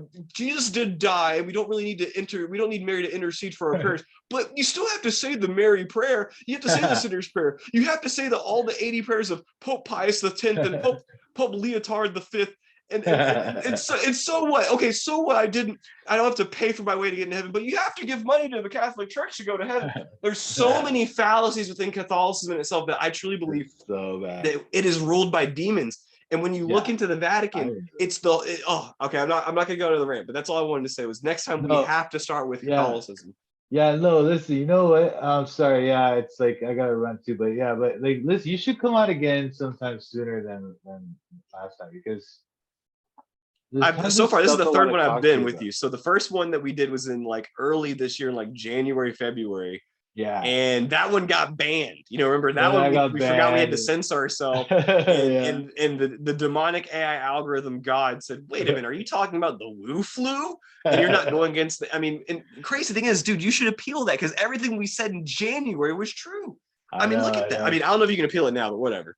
But then we did the second time. The rule is like, you can't deny the existence of the Wu flu, right? So that's the thing I did. You have to take the mark. You have to admit it's real. It's like, it's so evil, dude. Like, it's like, hey, can I pay with cash to buy this burger? No, you have to show me your forehead in the 666, and you have to show me the NASA mark on your right arm, and to buy this burger. And it's like, oh my God, I just want a burger. Can I give you this with like current? Can I Venmo you? No, you have to worship at the Moloch. You have to worship at the altar of Baal to get, like, that's literally what's gonna happen, dude. They're gonna come up with these weird principles where they're gonna say, well, I mean, did you want your free burgers and fries? Come on down to Moloch or us and get your burger and fries. It's free. Just preach and denounce God and say that Satan is real and he's your God, and sacrifice your children to Baal, and we'll give you a free burger and fries with a Moloch shake to go. That's what's gonna happen. I kid you not. It's parody now, but it's gonna happen, and we're gonna literally be like, well, I'm hoping we won't be here on earth when that happens, because the rapture. But yeah, I came and talked on your podcast. First time in January, got banned. Second time it was in the summer. So it's like every 6 months or so we go. It's been like almost 6 months. Like August or something. Yeah, and then now it's so maybe. But whenever you're free, don't feel like you're obligated to do it like every so often. Whenever you feel led, whenever it works best for you, because you know me, I'm not doing anything. All I'm doing is sitting online spreading misinformation all day. So anytime you come back on it, like come back on it, like at the end of January sometime around there, right? Totally, because again, there's no obligations I have. I can come on anytime you so see fit. So nice, all right. It was just this past time I was on a cruise out of the country. That was it. That's why I couldn't do it, because I was on a cruise. No, but I'm glad you had a chance to spend some time with your family. But yeah, okay. So anyway, that was another amazing talk, Elliot. I'm so glad. I love having you on, bro. It's so good.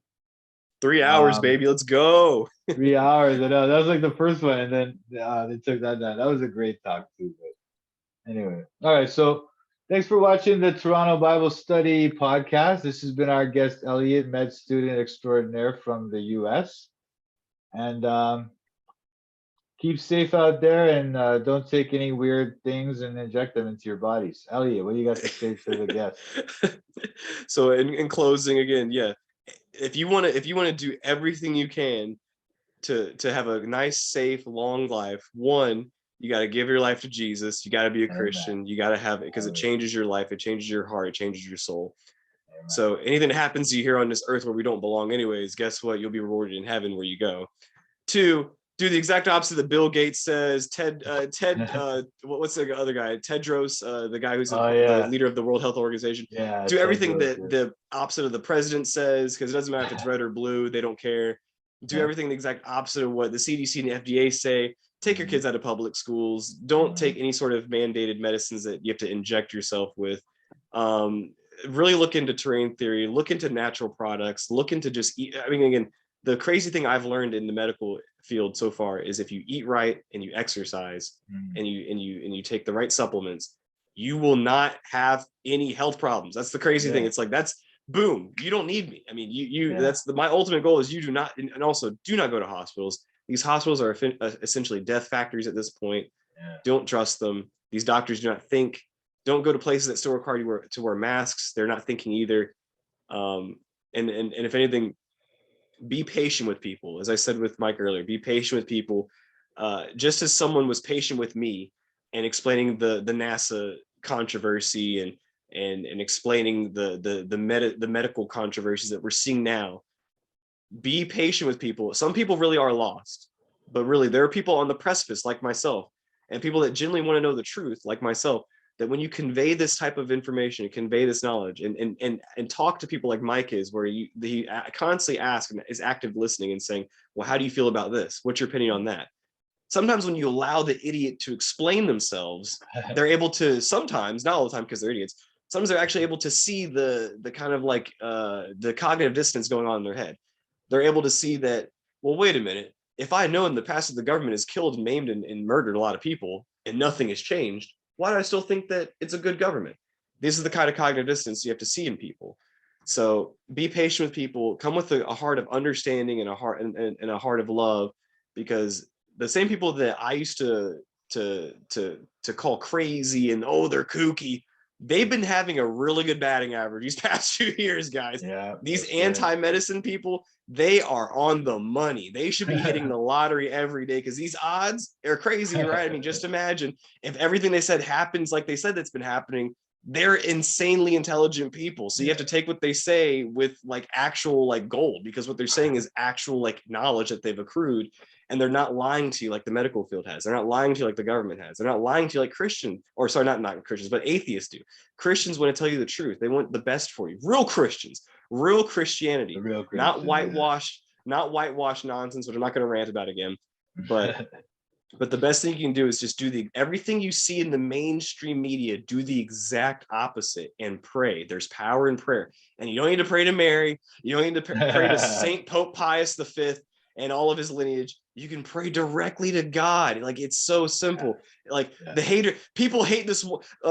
Satanists hate this one simple trick. You can pray directly to God. It's so simple. They hate that one trick. Satan is, yeah. I wish they had a. I wish they had Satan a hates ad for this that. one simple trick. You can pray Yeah. directly to God. You don't have to pray to Mary or to John or Joseph or anyone. You can pray directly to Jesus Christ, your Lord and Savior. So it's Amen. super Amen. simple. Please, if you're listening and you're not subscribed to Mike, you got to subscribe to Mike. His titles for his videos on themselves are hilarious. But when you actually listen to them, there's so much knowledge, and you can tell he's a real Christian. And he's not a Christian that's preaching fire and brimstone. He's preaching love, and he's preaching like the truth. The truth is love, and love is the truth. And that's all I have to say. Just that gut feeling you've had these past few years, listen to that gut feeling. If you haven't taken the medicine because of the gut feeling, keep listening to that gut feeling, because sometimes that might be the Holy Spirit talking to you. So just keep praying, keep worshiping God, and stop being docile Christians, guys. like caught like my favorite version of Jesus is the Jesus that got the whip in the temple of worship and he started flipping tables over, guys. Yeah. It's okay to be that Christian because that's what Jesus was. That's what Jesus is. He wasn't weak, he was meek. He knew when to use his strength. He knew when to be the Son of God and write the sins of the Pharisees in the sand. He knew when his fights were. It's okay to cause a scene out of love. Jesus didn't whip the people out of hatred. He did it out of love. He turned over the money changers in the temple because he wanted to preach love to the people and said, the only way you will see how wrong you are is if I show you how wrong you are with this crazy act I'm about to do. I'm about to flip over these tables. I'm about to overchange the money temple. I'm going to do all of it because I want you to see how crazy it's gotten, what you've done to my, what do you call it? You've turned my father's house into a den of thieves, he said. He said exactly that. I'm pretty sure, if I'm not butchering the Bible, which I don't have the best memory, but if that's what it says, that's literally what they're doing now today. But they're doing it to God's creation, which is the world. They're taking what God made, his creation, and turning it into a den of demons. And you got to resist. And if that means you have to raise your voice at people, so be it. If that means you get, when push comes to shove, if someone's yelling at you, sometimes it's okay to yell back at people. Cause a scene, because there are people like me that are listening and they're gonna go, why is this crazy atheist sounding crazy and atheistic? Maybe because they're crazy atheists. And maybe sometimes you have to listen to the Christian causing the scene to preach the truth. Maybe you have to listen to the crazy Christian. Sometimes those crazy Christians on the side of the road, sometimes they're crazy Christians, but sometimes they're preaching the word of God and you have to listen to them.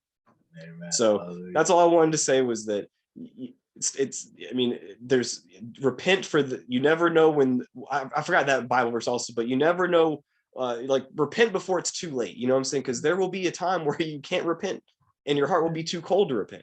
Yeah. If you're hearing the word of God for the first time, it's so simple. Satan hates that one trick. Ask God for forgiveness. That's what Satan hates it. Demons hate it when you, Satan and demons hate it. When you do this one trick. Just ask, so that's all I wanted to say, was that to forgive you. Yeah.